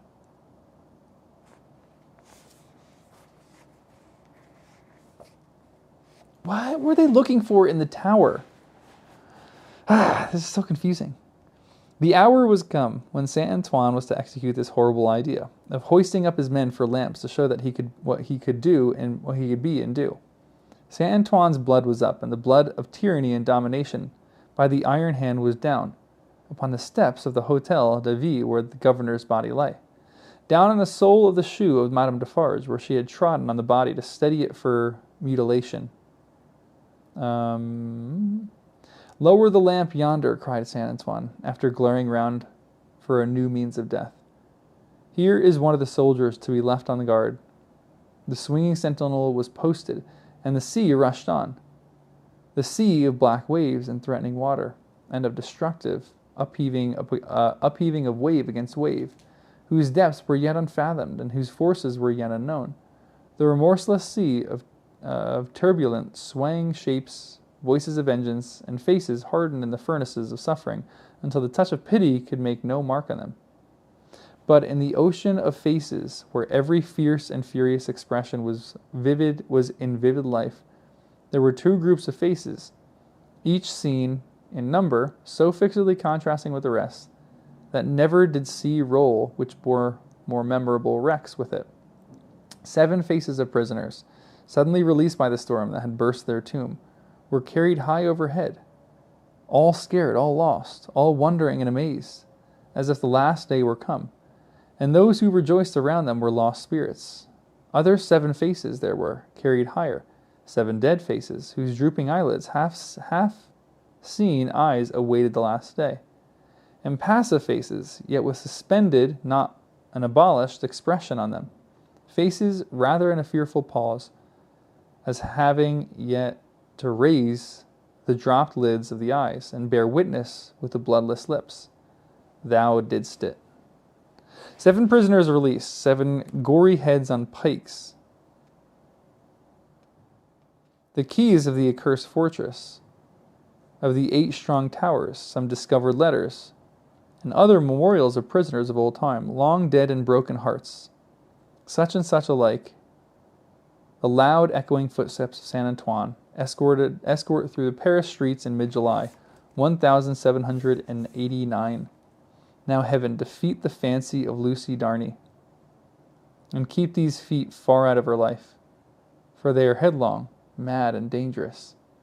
And in years long after the breaking of the cask at Defarge's wine shop, they are not easily purified when once stained red.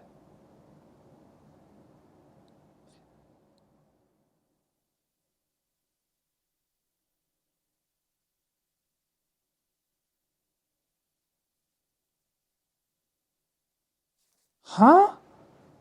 Wait. What is going on?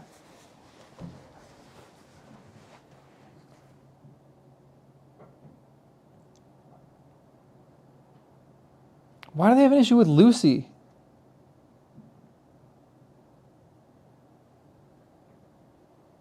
For they are headlong.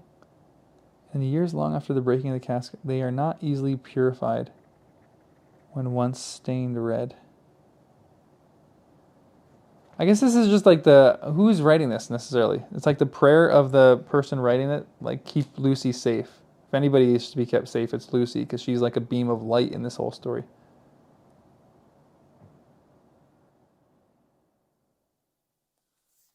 Funky. All right, so the storming of the Bastille. Oh, shoot. Okay, guys. We have a decision to make. I think we're going to do this. There are... Hold on 1 second. 1, 2, 3... There's 3 chapters to the end of book 2. We're going to do them. We're going to do them all. It's another 20 pages of reading, so it's going to be a lot. But we have to. We have to. I gotta finish book 2. It'd be a nice like break. We'll finish book 2, then I'll be traveling for like a week, and then we'll jump back into it next week.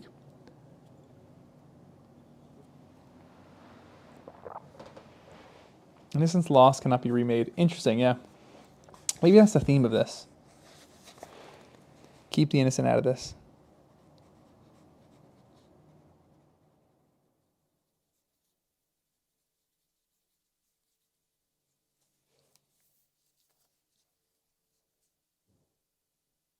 A 18-year-old actress turned Dickens' mistress by the time he wrote Tale of Two Cities. Interesting. Yikes. Did Dickens have kids?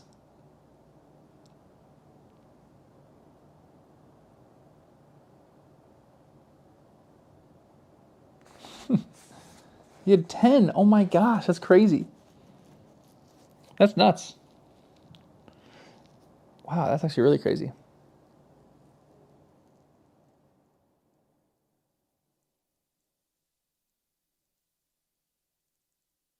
Yeah, Charles is the Evermond heir. Okay, interesting. Yeah, that's a good thing to remember. Okay. All right, this is chapter 22. We're gonna finish this section, but maybe we'll see. The last chapter. Yeah, it's 20 more pages. I think we could do that. I think my voice can hold up. All right, let's go. We're gonna do it fast.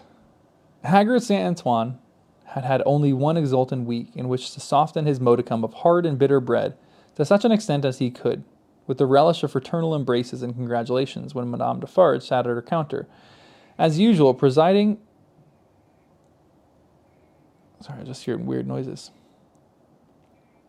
As usual, presiding over the customers, Madame Defarge wore no rose in her head, for the great brothers of spies had become, even in one short week, extremely chary of trusting themselves to the saints' mercenaries, or to the saints' mercies.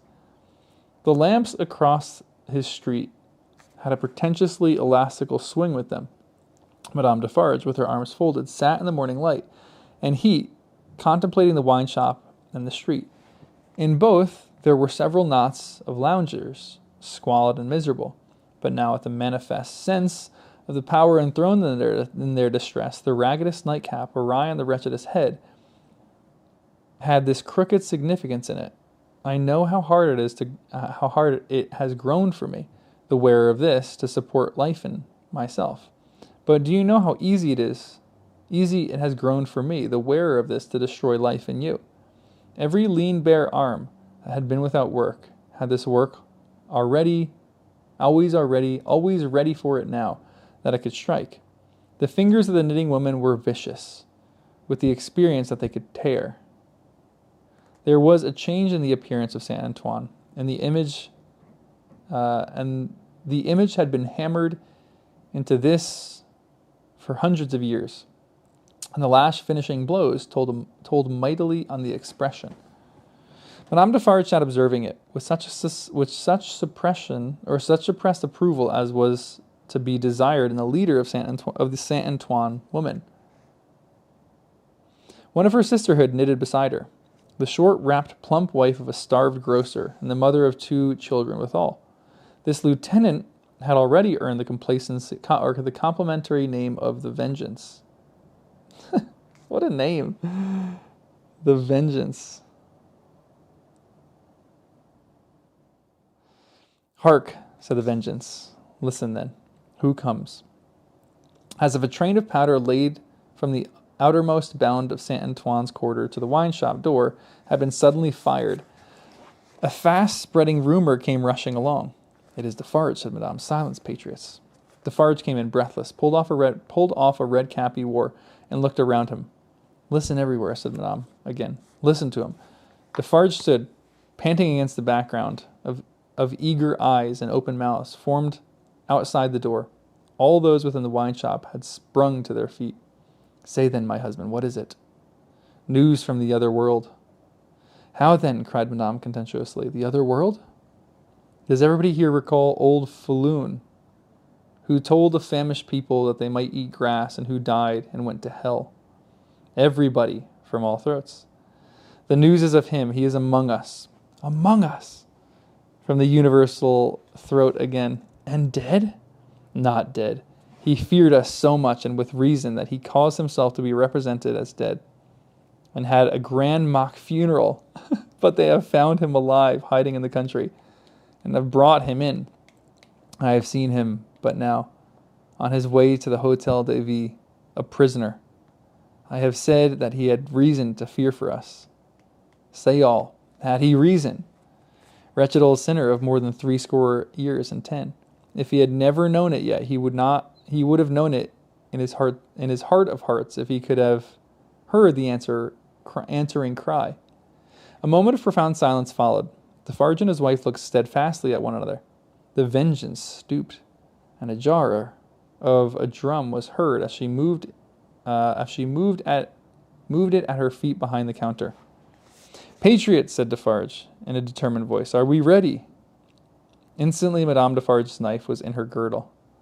The drum was beating. In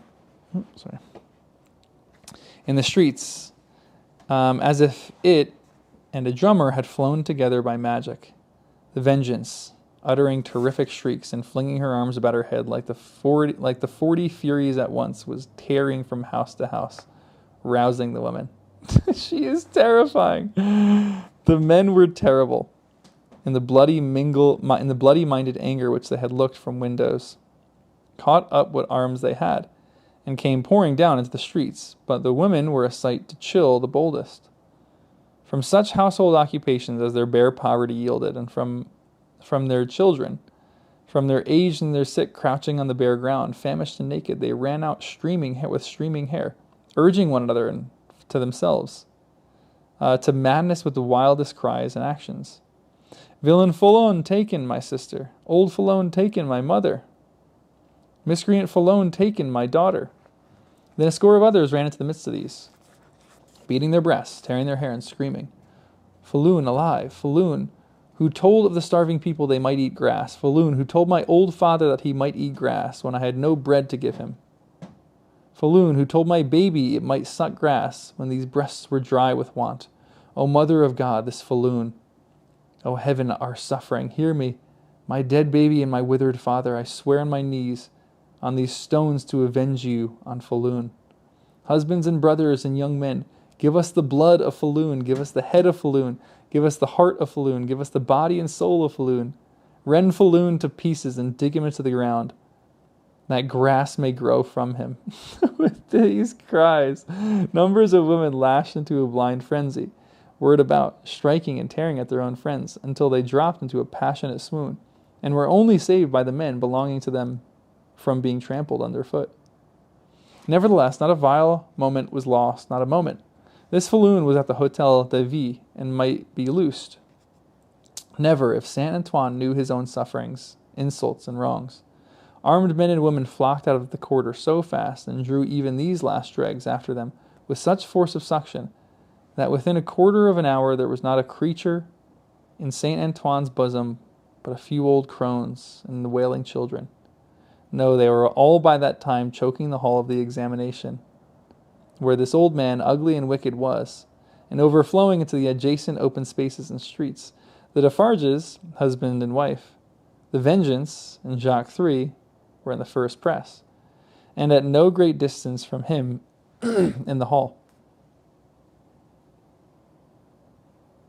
Yeah, this is it is a good theme of recall to life.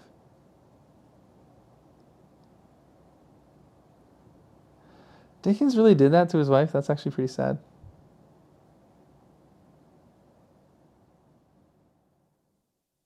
So Dickens wasn't a very upstanding guy, I guess. Man, dude knew how to write, though. See, cried Madame, pointing with her knife. See the old villain bound with ropes. That was done well to tie a bunch of grass upon his back. Ha ha, that was done well. Let him eat it now. Madame put her knife under her arm and clapped her hand as at a play. The people immediately behind Madame Defarge explaining the cause of her satisfaction to those behind them, and those again explaining to others, and those to others in the neighboring streets resounded with the clapping of hands. Similarly, 2 or 3 hours of brawl and the winnowing of many bushels of words. Madame Defarge's frequent expressions of impatience were taken up, with marvelous quickness at a distance, the more readily, because certain men, who had by some wounded exercise of agility climbed up the external architecture to look in from the windows, who knew Madame Defarge well, and acted as a telegraph between her and the crowd outside the building. At length the sun rose so high that it struck a kindly ray of hope or protection directly down upon the old prisoner's head. The favor was too much to bear. In an instant the barrier of dust and chaff that had stood surprisingly long went to the winds, and Saint Antoine had got him. It was known directly to the furthest confines of the crowd. Defarge had but sprung over a railing and a table, and folded the miserable wretch in deadly embrace. Madame Defarge had but followed and turned her hand in one of the ropes, with which he was tied. The Vengeance and Jacques Three were not yet up with them, and the men at their windows had not yet stooped into the hall, like birds of prey from their high perches, when the cry seemed to go up all over the city, "Bring him out! Bring him to the lamp!"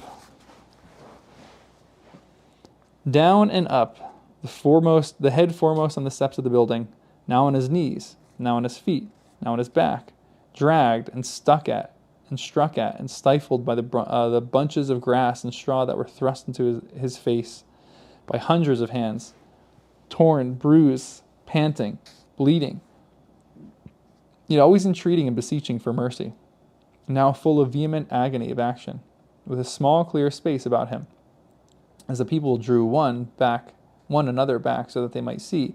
Now a log of dead wood drawn through a forest of legs. He was hauled to the nearest street corner, where one of the fatal lamps swung, and where Madame Defarge let him go, as a cat might have done to a mouse, and silently and composedly looked at him while they made ready, and while he besought her, the women passionately screeching at him at all times, and the men sternly calling out to have him killed with grass in his mouth. Once he went aloft, and the rope broke, and they caught him shrieking twice, and went aloft. He went aloft, and the rope broke, and they caught him shrieking. Then the rope was merciful and had him, and his head was soon upon a pike, with grass enough in the mouth for all Saint Antoine to dance at the sight of. The rope breaks. Is this the guillotine, or are they hanging him?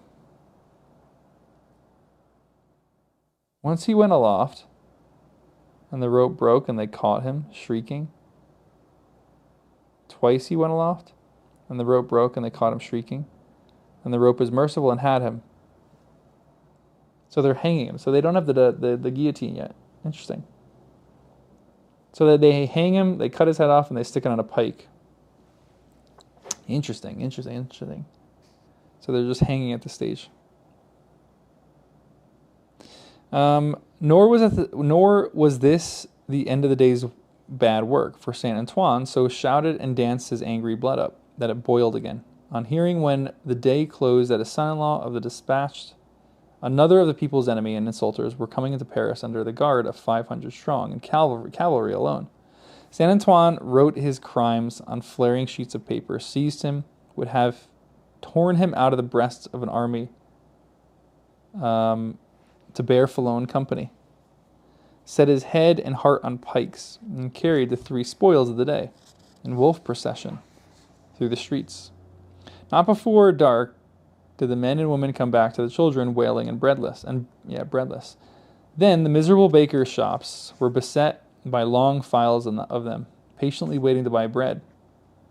And while they waited with stomachs faint and empty, they beguiled the time by embracing one another in the triumphs of the day, and achieving them again in gossip. Gradually these strings of ragged people shortened and frayed away, and then poor lights began to shine in windows in high windows, and slender fires were made in streets, at which neighbors cooked in common, afterward supping at their doors. Scanty and insufficient suppers those, and innocent of meat, as of most other sauces to the wretched bread.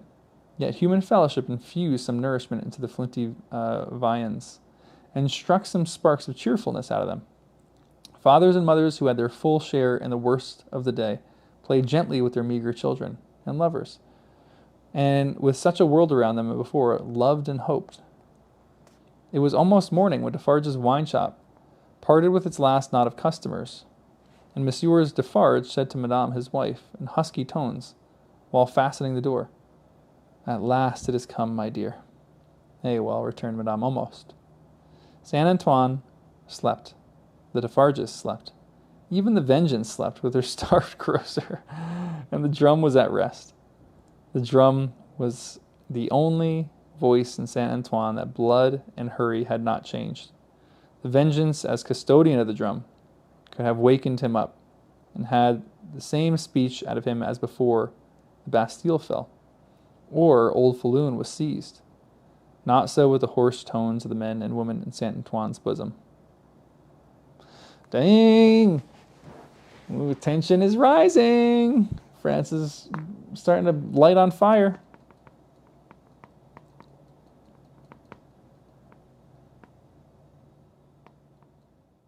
I like the comparisons too. There's a lot of comparisons in this book, obviously, because it's the tale of two cities.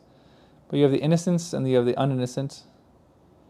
You have these people who are storming the Bastille and killing people and trying to hang people and dragging them through the streets, shoving grass in their mouth, and all of a sudden they're lovers and they're mothers and fathers and they're shopkeepers. It's just all over the place. All right, let's do another chapter. We got a few more pages till the end of it, and we're gonna finish book. We're gonna finish book 2.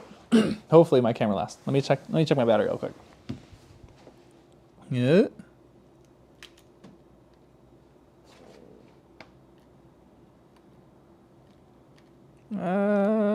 One sec.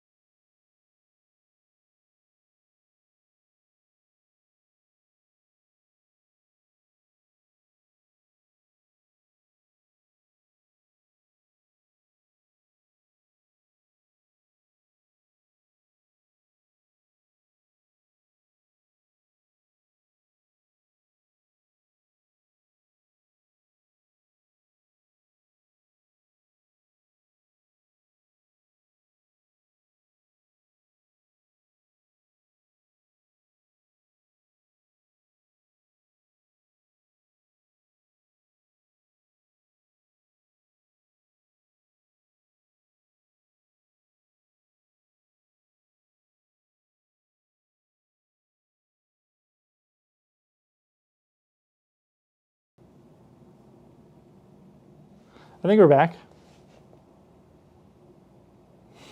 The silence is deafening. I think we're good. I think it's working now. We're back? Okay, excellent. Perfect. We're back. We're back, baby. All right, we didn't read that much, so we're good.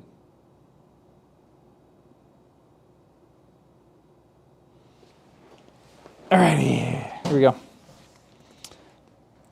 This is chapter 23. Welcome back, guys. This is Fire Rises.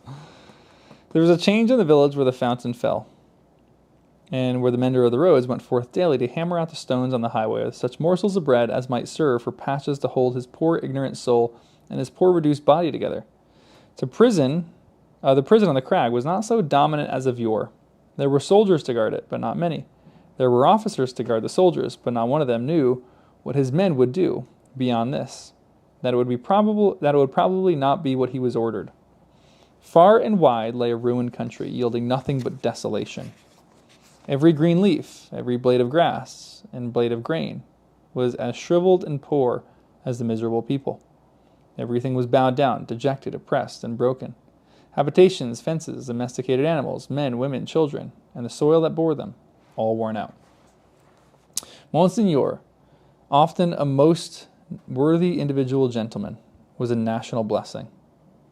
Gave a chivalrous tone to things, was a polite example of luxurious and shining life, and a great deal more to equal purpose. Nevertheless, Monseigneur, a class had, somehow or other, brought things to this. Strange that creation, designed expressly for Monseigneur, should be worn out, or should be soon wrung dry and squeezed out. There must be something short-sighted in the eternal arrangements, surely. Thus it was, however, and the last drop of blood having been extracted from the flints, and the last screws of the rack having been turned so often that its purchase crumbled, and now turned and turned with nothing to bite, Monseigneur began to run away from the phenomenon so low and unaccountable. But this was not the change on the village, and on many a village like it. 80 of years gone by, Monseigneur had squeezed it and wrung it, and had seldom graced it with his presence except for the pleasures of the chase.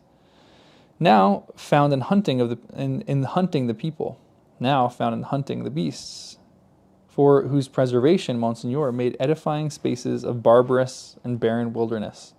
No, the change consisted in the appearance of strange faces of low caste, rather than in the disappearance of the high caste, chiseled and otherwise beautified, and beautifying features of Monseigneur.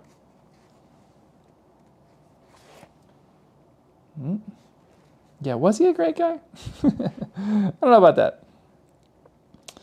For in these times the mender of roads worked, solitary in the dust, not often troubling himself to reflect that the dust he was, and to dust he must return, being for the most part too much occupied in thinking how little he had for supper, and how much more he would eat if he had it.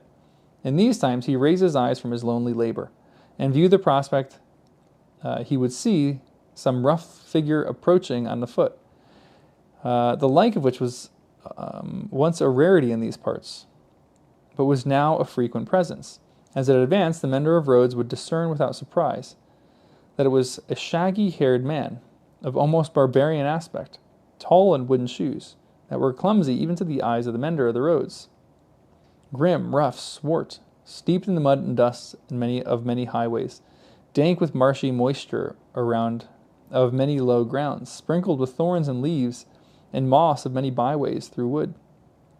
Such a man came upon him, like a ghost. At noon in the July weather, he sat in his heaps of stones under a bank, taking shelter as he could from a shower of hail. The man looked at him, looked at the village in the hollow, in the mill, and at the prison in the crag. When he had identified these objects in what benighted mind he had, he said in a dialect that was just intelligible, "How goes it, Jacques?" "Ah, well, Jacques." "Touch, then." They joined hands, and the man sat down on a heap of stones. "No dinner?" "Nothing but supper now," said the mender of the roads with a hungry face. "It is the fashion," growled the man. "I meet no dinner anywhere." He took out a blackened pipe, filled it, lighted it with a flint and steel, pulled at it until it was in a bright glow, then suddenly held it from him and dropped something into it from between his finger and thumb that blazed and went out in a puff of smoke. Touch then. It was the turn of the mender of the roads to say it this time. After observing these operations, they again joined hands. Tonight, said the mender of roads. Tonight, said the man, putting the pipe in his mouth. Where? Here. He and the mender of the roads sat on the heap of stones, looking silently at one another, with the hail driving in between them like a pygmy charge of bayonets under the sky, until the sky began to clear over the village. Show me, said the traveler then, moving to the brow of the hill. See, returned the mender of the roads, with extended fingers. You go down there and straight through the street and past the fountain. To the devil with all that, interrupted the other, rolling his eye over the landscape. I go through no streets and past no fountains. Well, about 2 leagues and beyond that summit of the hill above the village. Good. When do you cease work? At sunset. Will you wake me before departing? I have walked 2 nights without resting. Let me finish my pipe. I shall sleep like a child. Will you wake me? Surely. The wayfarer smoked his pipe out, put it in his breast, slipped off his great wooden shoes, and lay down on his back on the heap of stones. He was fast asleep directly. As the road mender plied his dusty labor, and the hail clouds rolling away revealed bright bars and streaks of sky which were responded to by silver gleams upon the landscape, the little man, who wore a red cap now in place of his blue one, seemed fascinated by the figure on the heap of stones. His eyes were so often turned to it that he used his tools mechanically, and one would have said, to very poor account, the bronze face, the shaggy black hair and the beard, the coarse woolen red cap, the rough medley dress of homespun stuff, and hairy skins of beasts, the powerful frame attenuated by spare living, and the sullen and desperate compression of the lips in sleep, inspired the men of the roads with awe. The traveler had traveled far, and his feet were footsore, and his ankles chafed and bleeding. His great shoes, stuffed with leaves and grass, had been heavy to drag over many long leagues, and his clothes were chafed in holes, as he himself into sores. Stooping down beside him, the road mender tried to get a peep at the secret weapon in his breast, or where not, but in vain, for he slept with his arms crossed on him, and set as resolutely as his lips. Fortified towns with their stockades, guardhouses, gates, trenches, and drawbridge seemed to the men of the roads to be much air against this figure, seemed to be so much air as against this figure. And when he lifted his eyes from it to the horizon and looked around, he saw in a small fancy similar figures, stopped by no obstacle, tending to centers all over France. The man slept on, indifferent to showers of hail and intervals of brightness, to sunshine at his face and shadow, to the patterned lumps of dull ice on his body and diamonds into which the sun changes them, until the sun was low in the west, and the sky was glowing. Then the mender of roads, having got his tools together, and all things ready to go down to the village, roused him. Good, said the sleeper, rising on his elbows. 2 leagues beyond the summit of the hill. About. Good. The mender of the roads went home, with the dust going on before him according to the set of the wind, and was soon at the fountain, squeezing himself among the lean kine brought there to drink, and appearing even to whisper to them in his whispering to all the village. When the village had taken its poor supper, it did not creep to bed, as it usually did, but it came out of doors again and remained there. A curious contagion of whispering was upon it. But also, when it gathered together at the fountain in the dark, another curious contagion of looking expectantly at the sky in one direction only. Monsieur Gabelle, chief functionary of the place, became uneasy, went out on his housetop alone, and looked in that direction too, glanced down from behind the chimneys at his darkening faces by the fountain below, and sent word to this sacristan who kept the keeper of keys, that there might be need to ring the tocsin by and by. Maybe the drum?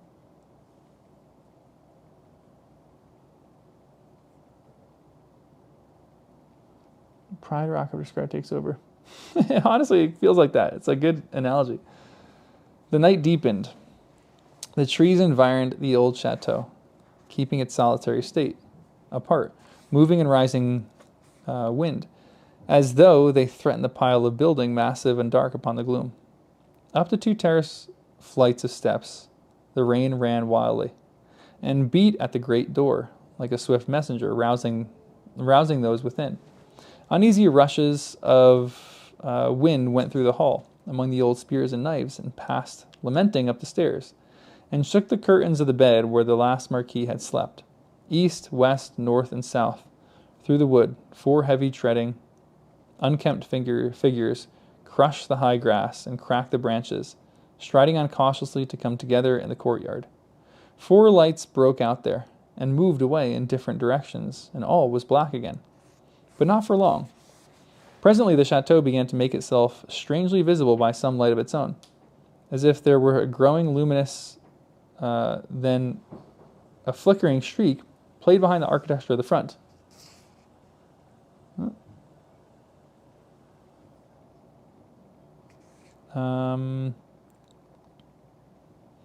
Then a flickering streak played behind the architecture of the front, picking out its transparent places and showing where a balustrade, arches, and window were.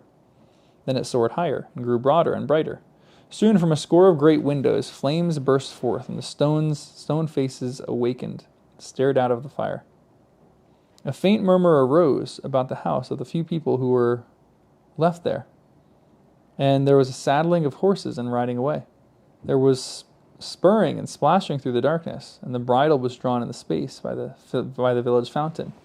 And the horse, in a foam, stood at Monsieur Gabelle's door. "Help, Gabelle! Help, every one!" The tocsin rang impatiently, but other help, if that were any, there was none. The mender of roads and 250 particular friends stood with folded arms at the fountain, looking at the pillar and the sky. "It must be 40 feet high," they said grimly, and never moved. The rider from the chateau and the horse in the foam clattered away through the village and galloped upon the stony steep to the prison on the crag. At the grate, a group of officers were looking at the fire. Removed from them, a group of soldiers. "Help, gentlemen officers! The chateau is on fire. Valuable objects may be saved from the flames by timely aid. Help, help!" The officers looked toward the soldiers, who looked at the fire but gave no orders, and answered with shrugs and bitings of lips, "It must burn." As the rider rattled down the hill again and through the street, the village was illuminating. The mender of roads and the 250 particular friends, inspired as one man and woman by the idea of lighting up, had darted into their house and were putting candles in every dull little pane of glass.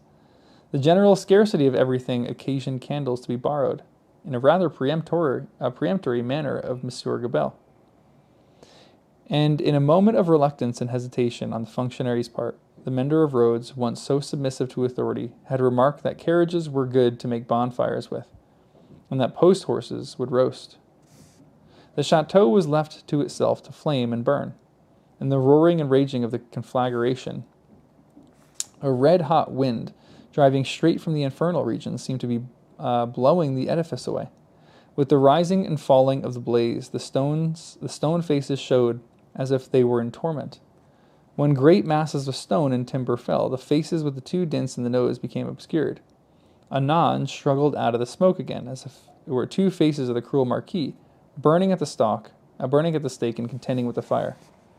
The chateau burned. The nearest trees laid hold of it by the fire, scorched and shriveled. Trees at a distance, fired by the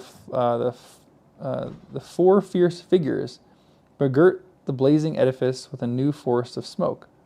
Molten lead and iron boiled into the marble basin of the fountain, and the water ran dry.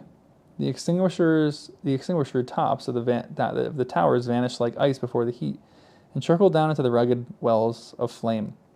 Great rents and splits. Whoa, 1 second. Sorry. Yeah, hold on. 1 second, guys. Housekeeping.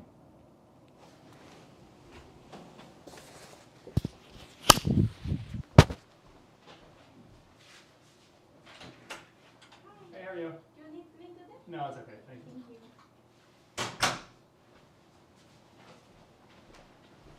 you. All right, we're back. They were looking to clean. I gotta throw this back on.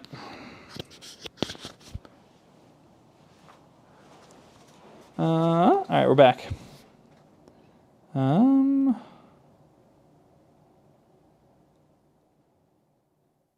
were we? Great rents and splits branched out in the solid walls, like crystallation. Stupefied birds wheeled about and dropped into the furnace. 4 fierce figures trudged away east, west, north, and south along the night-enshrouded roads, guided by the beacon they had lighted toward their next destination. The illuminated village had seized hold of the toxin, and abolishing the lawful ringer rang for joy. Not only that, yeah, Tommy boy, yeah.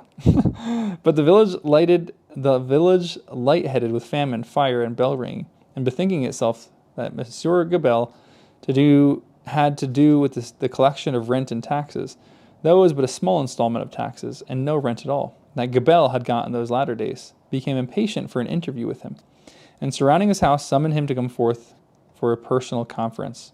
Whereupon Monsieur Gabelle did heavily bar his door and retire to hold counsel with himself. The result of that conference was Gabelle again withdrew himself to his housetop behind a stack of chimneys, this time resolved, if his door was broken in, he was a small southern man of retaliative temperament, to pitch himself head foremost over the parapet and crush a man or two below. Probably Monsieur Gabelle passed a long night up there, with the distant chateau for fire and candles, and the beating at his door combined with the joy ringing for music, not to mention his having an ill-omened lamp slung across the road before his posting house gate, which the village showed a lively inclination to displace in his favor. A trying suspense to be passing the whole summer night on the brink of the black ocean, ready to take that plunge into it, which Monsieur Gabelle had resolved. But the friendly dawn appearing at last, and the rush of candles in the village guttering out, the people happily dispersed, and Monsieur Gabelle came down, bringing his life with him for that while. Dang. Within 100 miles, and in the light of the other fires, there were other functionaries less fortunate that night, and other nights, whom the rising sun found hanging across once peaceful streets, where they had been born and bred. Also, there were other villagers and townspeople less fortunate than the mender of roads and his fellow, upon whom the functionaries and soldiers turned with success, and whom they strung up in their turn. But the fierce figures were steadily wending east, west, north, and south, be that as it would, and whosoever hung, fire burned. The altitude of the gallows that would turn to water and quench it, no functionary by any stretch of mathematics was able to calculate successfully. So the fire is spreading now. All right, we got one more chapter till the end of the book. End of book 2, that is. So there's a widespread nationwide attack against aristocratic chateaux in France. A period known as the Great Fear. Interesting. Which ran from July to August. That'd be kind of crazy. All of a sudden, all these chateaux are getting burned down. All right, we got one more chapter. This is Drawn to the Lodestone Rock, which is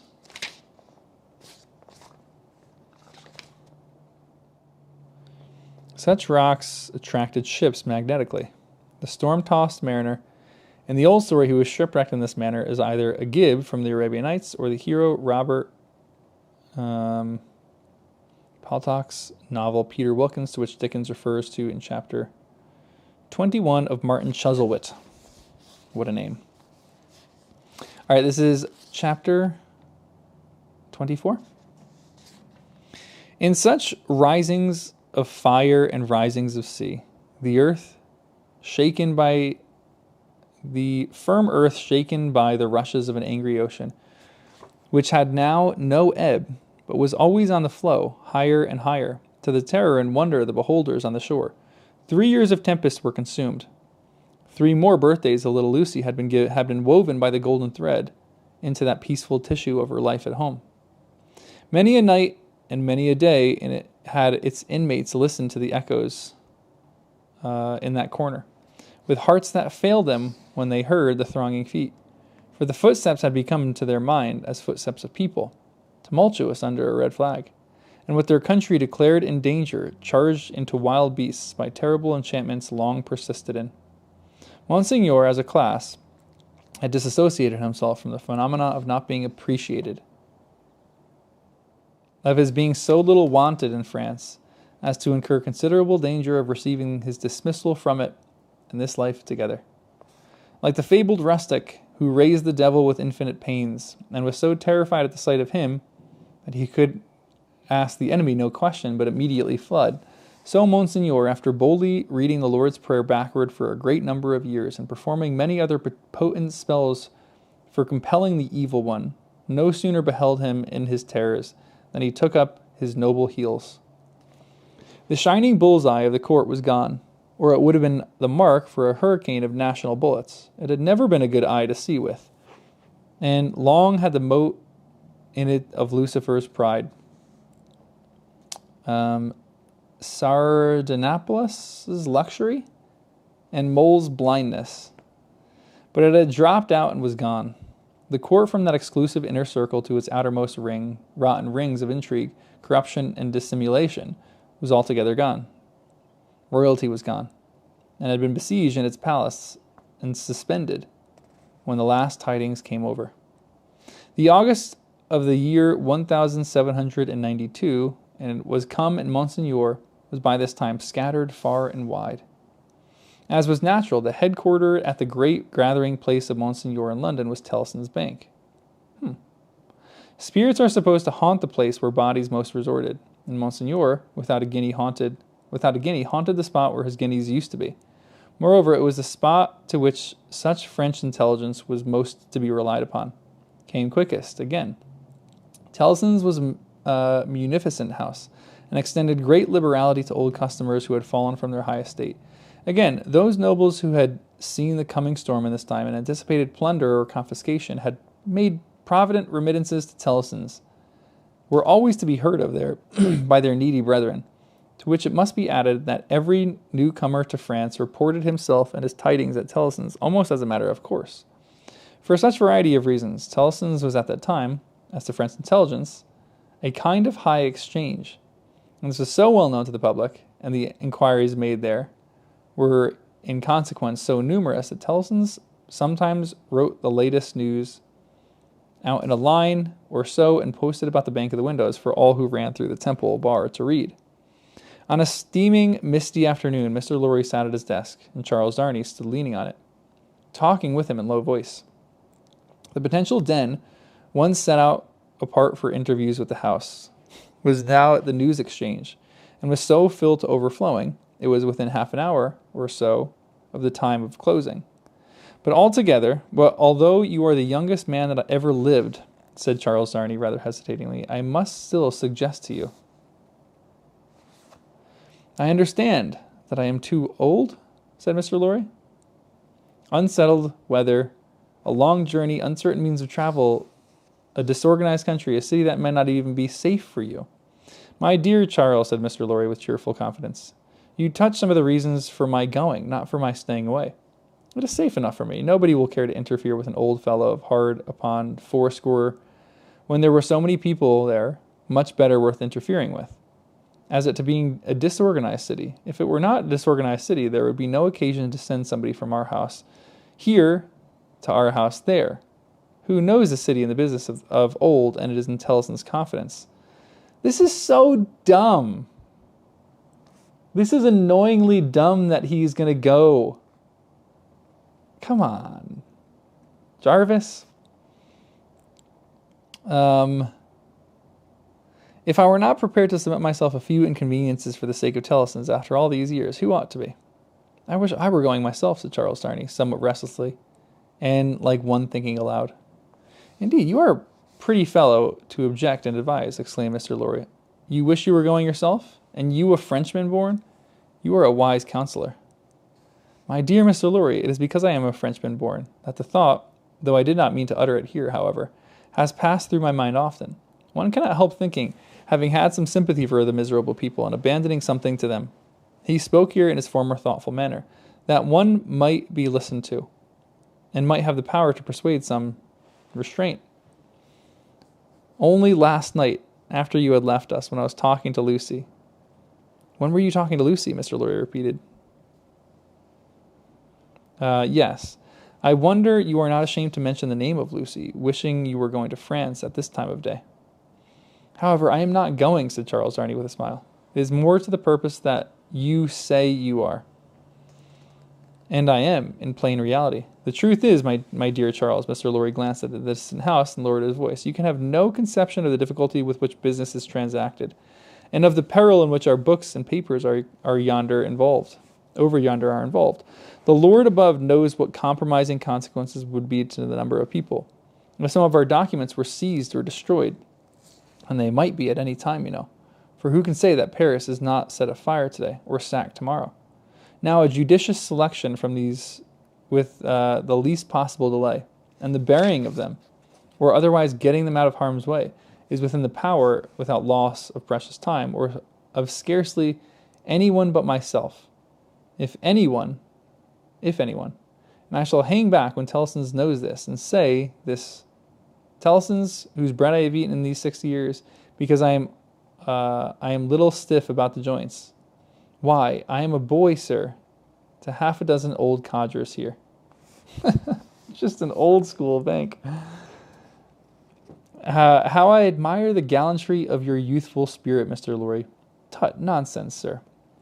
And my dear Charles, said Mr. Lorry, glancing at the house again, you are to remember that getting things out of Paris at this present time, no matter what things, is next to an impossibility.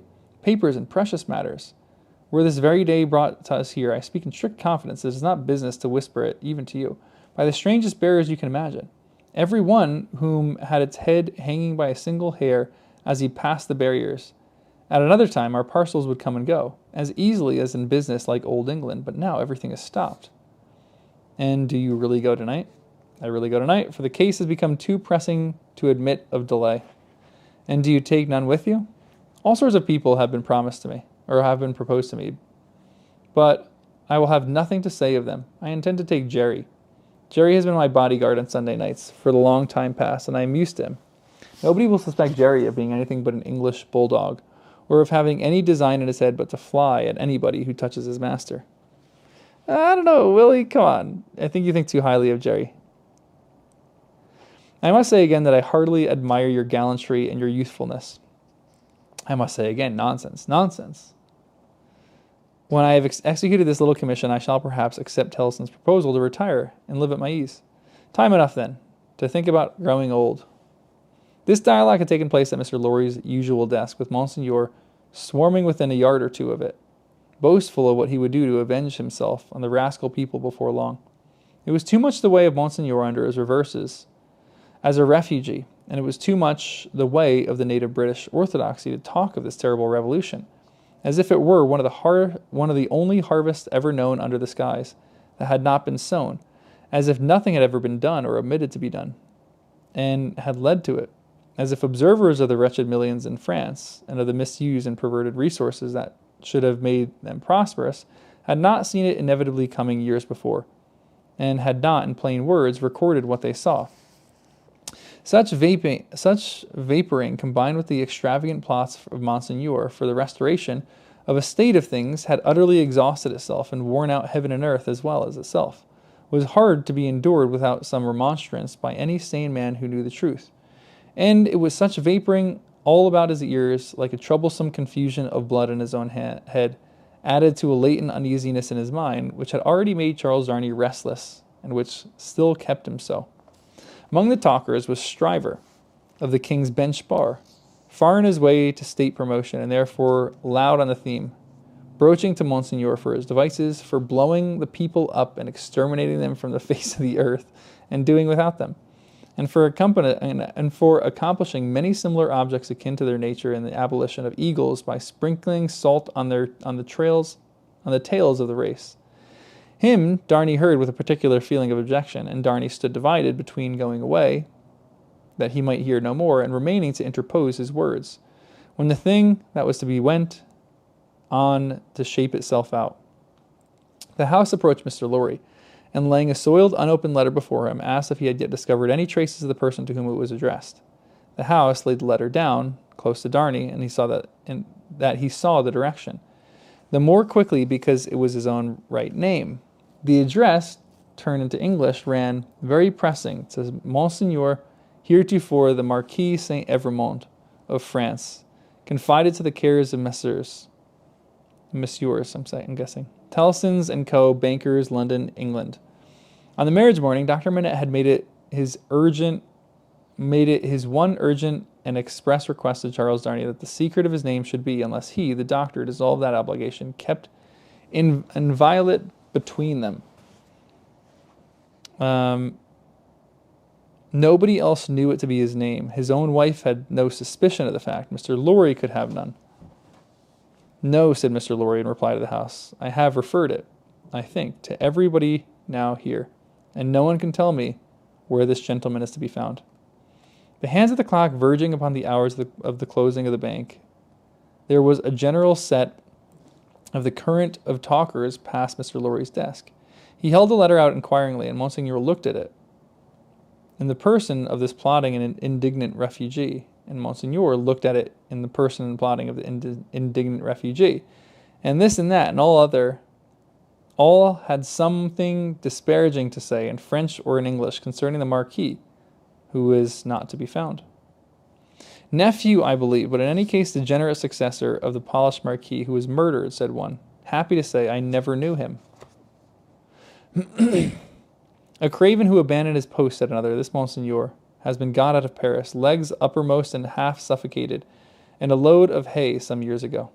Infected with new doctrine, said a third, eyeing the direction through the glass passing, set himself in opposition to the last Marquis, abandoning the estates when he inherited them, and left them to the ruffian herd. They will recompense him now, I hope, as he deserves. Hey, cried the blatant Stryver. Did he, though? Is that the sort of fellow? Let us look at his infamous name. Damn the fellow. Darnay, unable to restrain himself any longer, touched Mr. Stryver and the soldier and said, I know the fellow. Do you, by Jupiter, said Stryver. I am sorry for it. Why? Why, Mr. Darnay? Do you hear what he did? Don't ask. Why in these times? But I do ask why. Then I tell you again, Mr. Darnay, I am sorry for it. I am sorry to hear you putting any such extraordinary questions. Here is a fellow who infected by the most pestilent and blasphemous code of devilry that ever was, abandoned his property to the vilest scum of the earth that ever did murder by wholesale. And you ask me why I am sorry that man who instructs youth knows him. Well, I'll answer. I am sorry because there is contamination in such a scoundrel, that's why. Mindful of the secret, Darnay with great difficulty checked himself and said, You may not understand the gentleman. I understand how to put you in a corner, Mr. Darnay, said bully Stryver, and I'll do it. But this fellow is a gentleman. I don't understand him. You may tell him so with my compliments. You may also tell him from me that after abandoning his worldly goods and position to this butcherly mob, I wonder he is not at the head of them. But no, gentlemen, said Stryver, looking all around and snapping his fingers. I know something of human nature, and I tell you that you'll never find a fellow like this fellow, trusting himself to the mercies of such precious protégés. No, gentlemen, he'll always show him a clean pair of heels very early in the scuffle and sneak away. With those words and a final snap of his fingers, Mr. Stryver shouldered himself into Fleet Street amid the general approbation of his hearers. Mr. Lorry and Charles Darnay were left alone at the desk in general departure from the bank. Will you take charge of the letter, said Mr. Lorry. You know where to deliver it. I do. Will you undertake to explain that we suppose it to have been addressed here on the chance of our knowing where to forward it? And it has been here some time? I will do so. Do you start for Paris from here? From here at 8. I will come back to see you off. Very ill at ease with himself, and with Stryver and most other men, Darnay made the best of his way into the quiet temple, opened the letter, and read it. These were its contents. Okay. All right, we're going into some letter writing. This feels very Pride and Prejudice. You think highly of Jerry? Yeah, Stryver is the worst.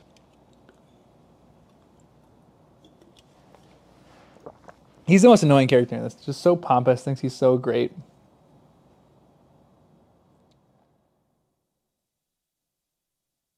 All right, here's a letter. Monsieur heretofore the Marquis, after having long been in danger of my life at the hands of the village, I have been seized with great violence and indignity. And, this is a fake letter. This has to be a fake letter. This is the prison of the Abbaye in Paris. And brought a long journey on foot to Paris. On the road I have suffered a great deal. Nor is that all. My house has been destroyed, razed to the ground. The crime for which I am in prison, monsieur, heretofore the Marquis, and for which I shall be summoned before the tribunal, and shall lose my life, without your so generous help, is, they tell me, treason against the majesty of the people, and that I have acted against them for an emigrant.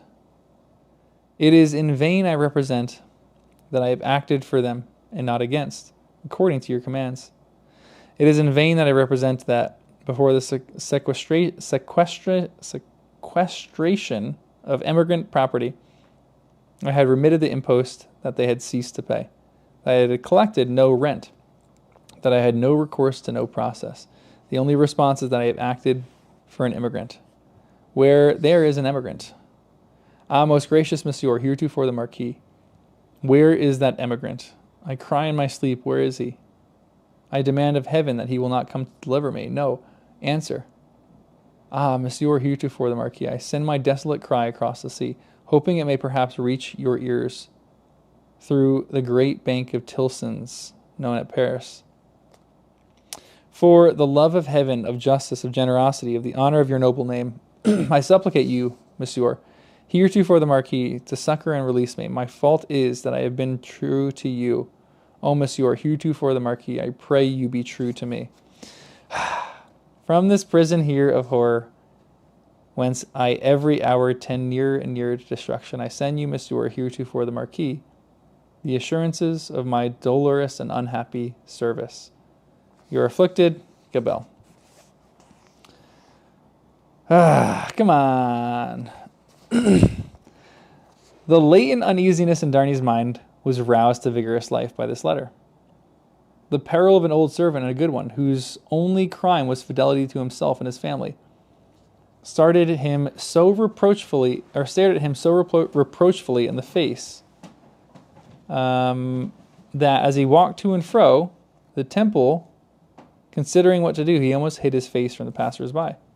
He knew very well that in his horror of the deed which had culminated in the bad deeds and bad reputation of the old family house, in his resentful suspicions of his uncle, and the aversions with which his conscience regarded his crumbling fabric that he was supposed to uphold, he acted imperfectly. He knew very well that in his love for Lucy, his renunciation of his social place, though by no means new to his own mind, had been hurried and incomplete. He knew that he ought to have systematically worked it out and supervised it, and that he had meant to do it, and that it had never been done. The perils of procrastination.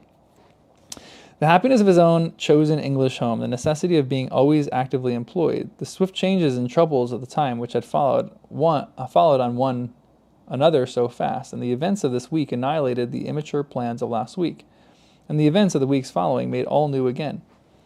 He knew very well that to the force of these circumstances he had yielded, not without disquiet, but still without continuous and accumulating resistance, that he had watched the times for a time of action, and they had shifted and struggled until the time had gone by, and the nobility were trooping from France by every highway and byway, and their property was in the course of confiscation and destruction, and their very names were blotted out, was as well known to himself as it could be to any new authority in France that might impeach him for it. But he had oppressed no man. He had imprisoned no man. He was so far from having harshly exacted payment of his dues that he had relinquished them of his own will, thrown himself on a world with no favor in it, won his own private place there, and earned his own bread. Monsieur Gabelle had held the impoverished and involved estate on written instructions to spare the people, to give them what little there was to give, such fuel as the heavy creditors would let them have in winter, and such produce as he could save from the grip in the summer. And no doubt he had put the fact and plea in proof. and his own safety, so that it could not but appear now. This favored and desperate resolution Charles Darnay had begun to make, that he would go to Paris. Yes, like the mariner in the old story, the wind and streams had driven him within the influence of the lodestone rock, and it was drawing him to itself, and he must go. Everything that arose before his mind drifted him on faster and faster, more and more steadily to the terrible attraction. His latent uneasiness had that bad aims were being worked out for in his own happiness land by bad instruments, and that he could not fail to know that he was better than they, was not there, trying to do something to stay bloodshed, and to assert his claims of mercy and humanity. With his uneasiness half stifled and half reproaching him, he had been brought to the pointed comparison of himself with the brave old gentleman, in whom duty was so strong. Upon that comparison, injurious to himself, had instantly followed on the sneers of Monseigneur, which had stung him bitterly, and those upon Stryver, which above all were coarse and galling for old reasons.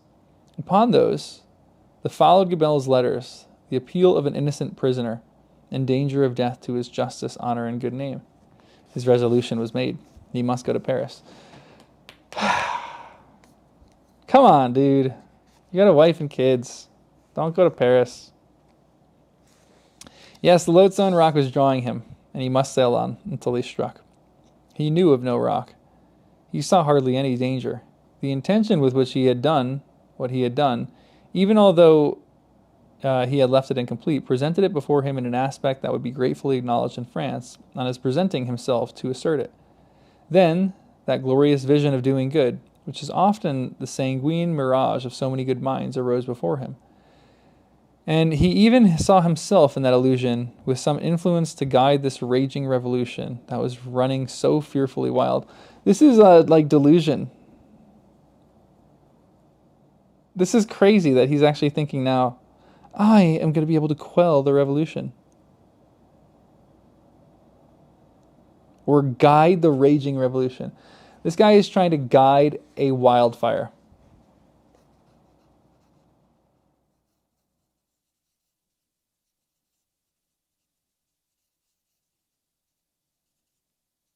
It's ridiculous. Yeah, they got to start reading more of the newspapers. This is insane that he thinks he can do this. As he walked to and fro with his resolution made, he considered that neither Lucy nor her father must know of it until he was gone. Oh my gosh. This is even stupider.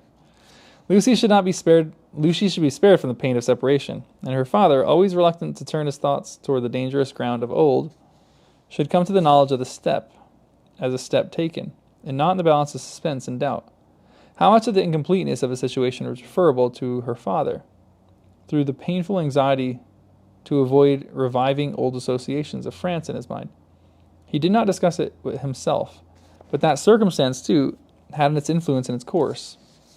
He walked to and fro, with his thoughts very busy, until it was time to return to Tellson's to take leave of Mr. Lorry. As soon as he arrived in Paris, he would present himself to this old friend, but he must say nothing of his intention now. A carriage with post horses was ready at Bank door, and Jerry was booted and equipped. I have delivered that letter, said Charles Darnay to Mr. Lorry. I would not consent to your being charged with any written answer, but perhaps you will take a verbal one. That I will, and readily, said Mr. Lorry, if it is not dangerous. Not at all, though it is to a prisoner in the Abbey. What is his name, Mr. Lorry? Said Mr. Lorry, with his open pocket-book in his hand. Gabelle. Gabelle? And what is this message to the unfortunate Gabelle in prison? Simply that he has received the letter and will come. Any time mentioned? He will start his journey upon tomorrow night. Any person mentioned? No. He helped Mr. Lorry to wrap himself in a number of coats and cloaks, and went out with himself from the warm atmosphere of the old bank into the misty air of Fleet Street. My love to Lucy and to little Lucy, said Mr. Lorry at parting, and take precious care of them till I come back. Charles Darnay shook his head and doubtfully smiled as the carriage rolled away. That night, it was the 14th of August. He sat up late and wrote 2 fervent letters, one to Lucy explaining the strong obligation he was under to go to Paris, and showing her at length the reasons that he had for feeling confident that he would become involved in no personal danger there. The other was to the doctor, confiding Lucy and their dear child to his care. and dwelling on the same topics with the strongest assurances. To both, he wrote that he would dispatch the letters in proof of this safety immediately after his arrival. It was a hard day, that day of being among them, with the first reservation of their joint lives on his mind. It was a hard matter to preserve the innocent deceit of which they were profoundly unsuspicious, but an unaffectionate glance at his wife, so happy and busy, made him resolute not to tell her what impended. He had been half moved to do it. So strange it was to act in anything without her quiet aid. And the day passed quickly. Early in the evening he embraced her, and by scarcely less dear namesake, pretending that he would return by and by, an imaginary engagement took him out, and he had secreted a valise of clothes ready, and so he emerged into the heavy mist of the heavy streets with a heavier heart. I really do love Dickens' writing. The unseen force was drawing him fast to itself, and now all the tides of the winds were setting straight and strong toward it. He left his 2 letters with a trusty porter to be delivered half an hour before midnight, and no sooner. Took horses for Dover and began his journey. For the love of heavens, of justice, of generosity, of the honor of your noble name, was the poor prisoner's cry with which he strengthened his sinking heart. As he left all that was dear on earth behind him and floated away for the lodestone rock. That is a great last sentence. As he left all that was dear on earth behind him. Like, Dickens, I feel like, is yelling at us like, this guy is irrational. He's like making a very dumb decision right now. End of the 2nd book. So we got a few, like 100 pages of the 3rd book. What a dummy! That's annoying that he thinks he can actually... Come on, dude. That's annoying. The Marquis, I'm not saying he doesn't deserve to live. We don't know that much about the Marquis. The Marquis he's too far gone. He's not getting out of there alive. He's just gotta let him go. You're like estranged from this guy. I admire Charles Darnley that he wants to go potentially to save this guy, but he is so dumb in this moment. It's so dumb. What an idiot. What an idiot.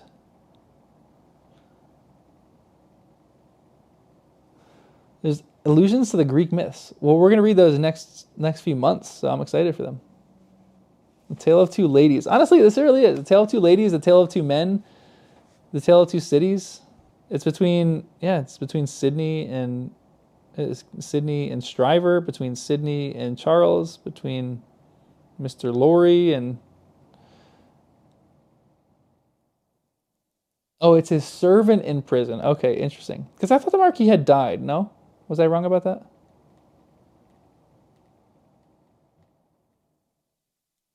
Oh, so I was wrong about that. So he's not going to save the Marquis, he's going to save his servant. I missed that.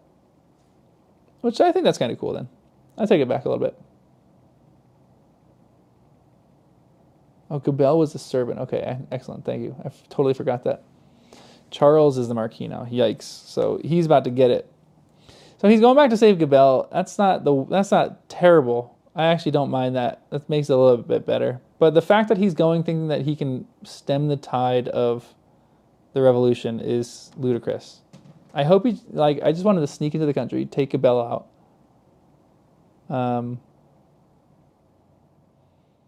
All right, that makes me a little bit less critical of him then. That makes me think that what he's doing is actually decent.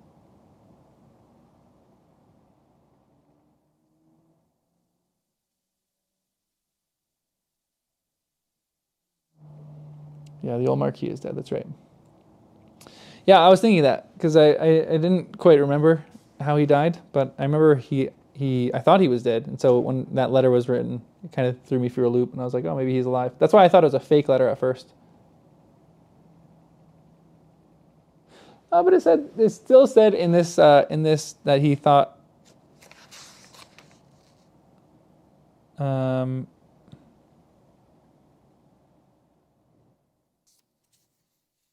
that he could stem the tide or something like that.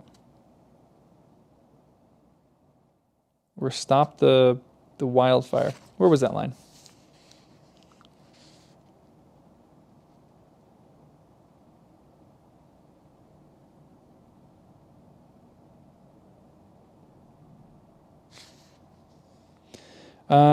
This. Then that glorious vision of doing good, which is so often the sanguine mirage of so many good minds, arose before him, and even he saw himself in the illusion with which some influence to guide this raging revolution that was running so fearfully wild. So he's going to save this thing, and he's thinking this is going to be an example that other people follow. That's wishful thinking. That's dumb. But he's not going to stem the tide of it, but he's going to save this guy who he thinks that's going to be like an impetus to all of France now act benevolently toward people. Which, wishful thinking.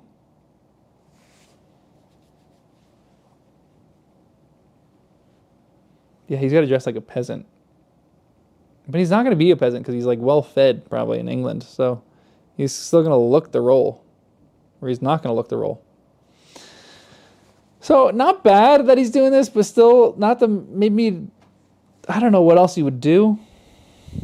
I mean, maybe tell your wife and say goodbye to your children.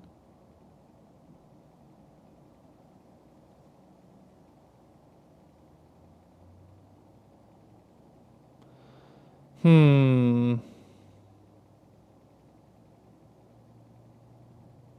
knows?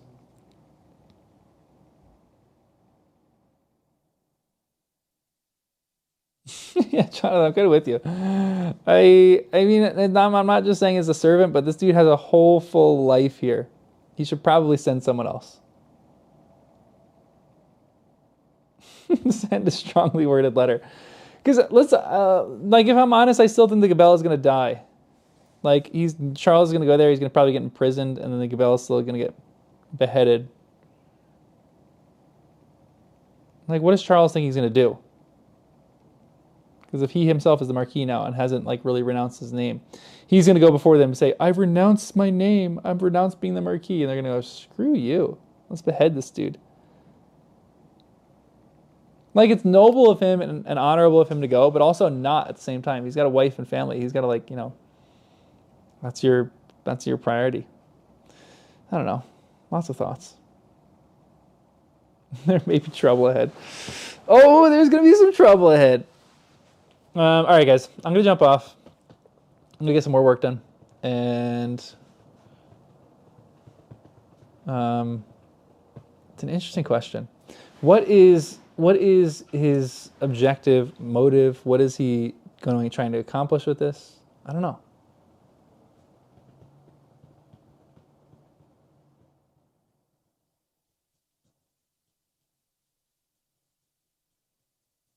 Yeah, we got a live read on the weekend just for you, Audrey.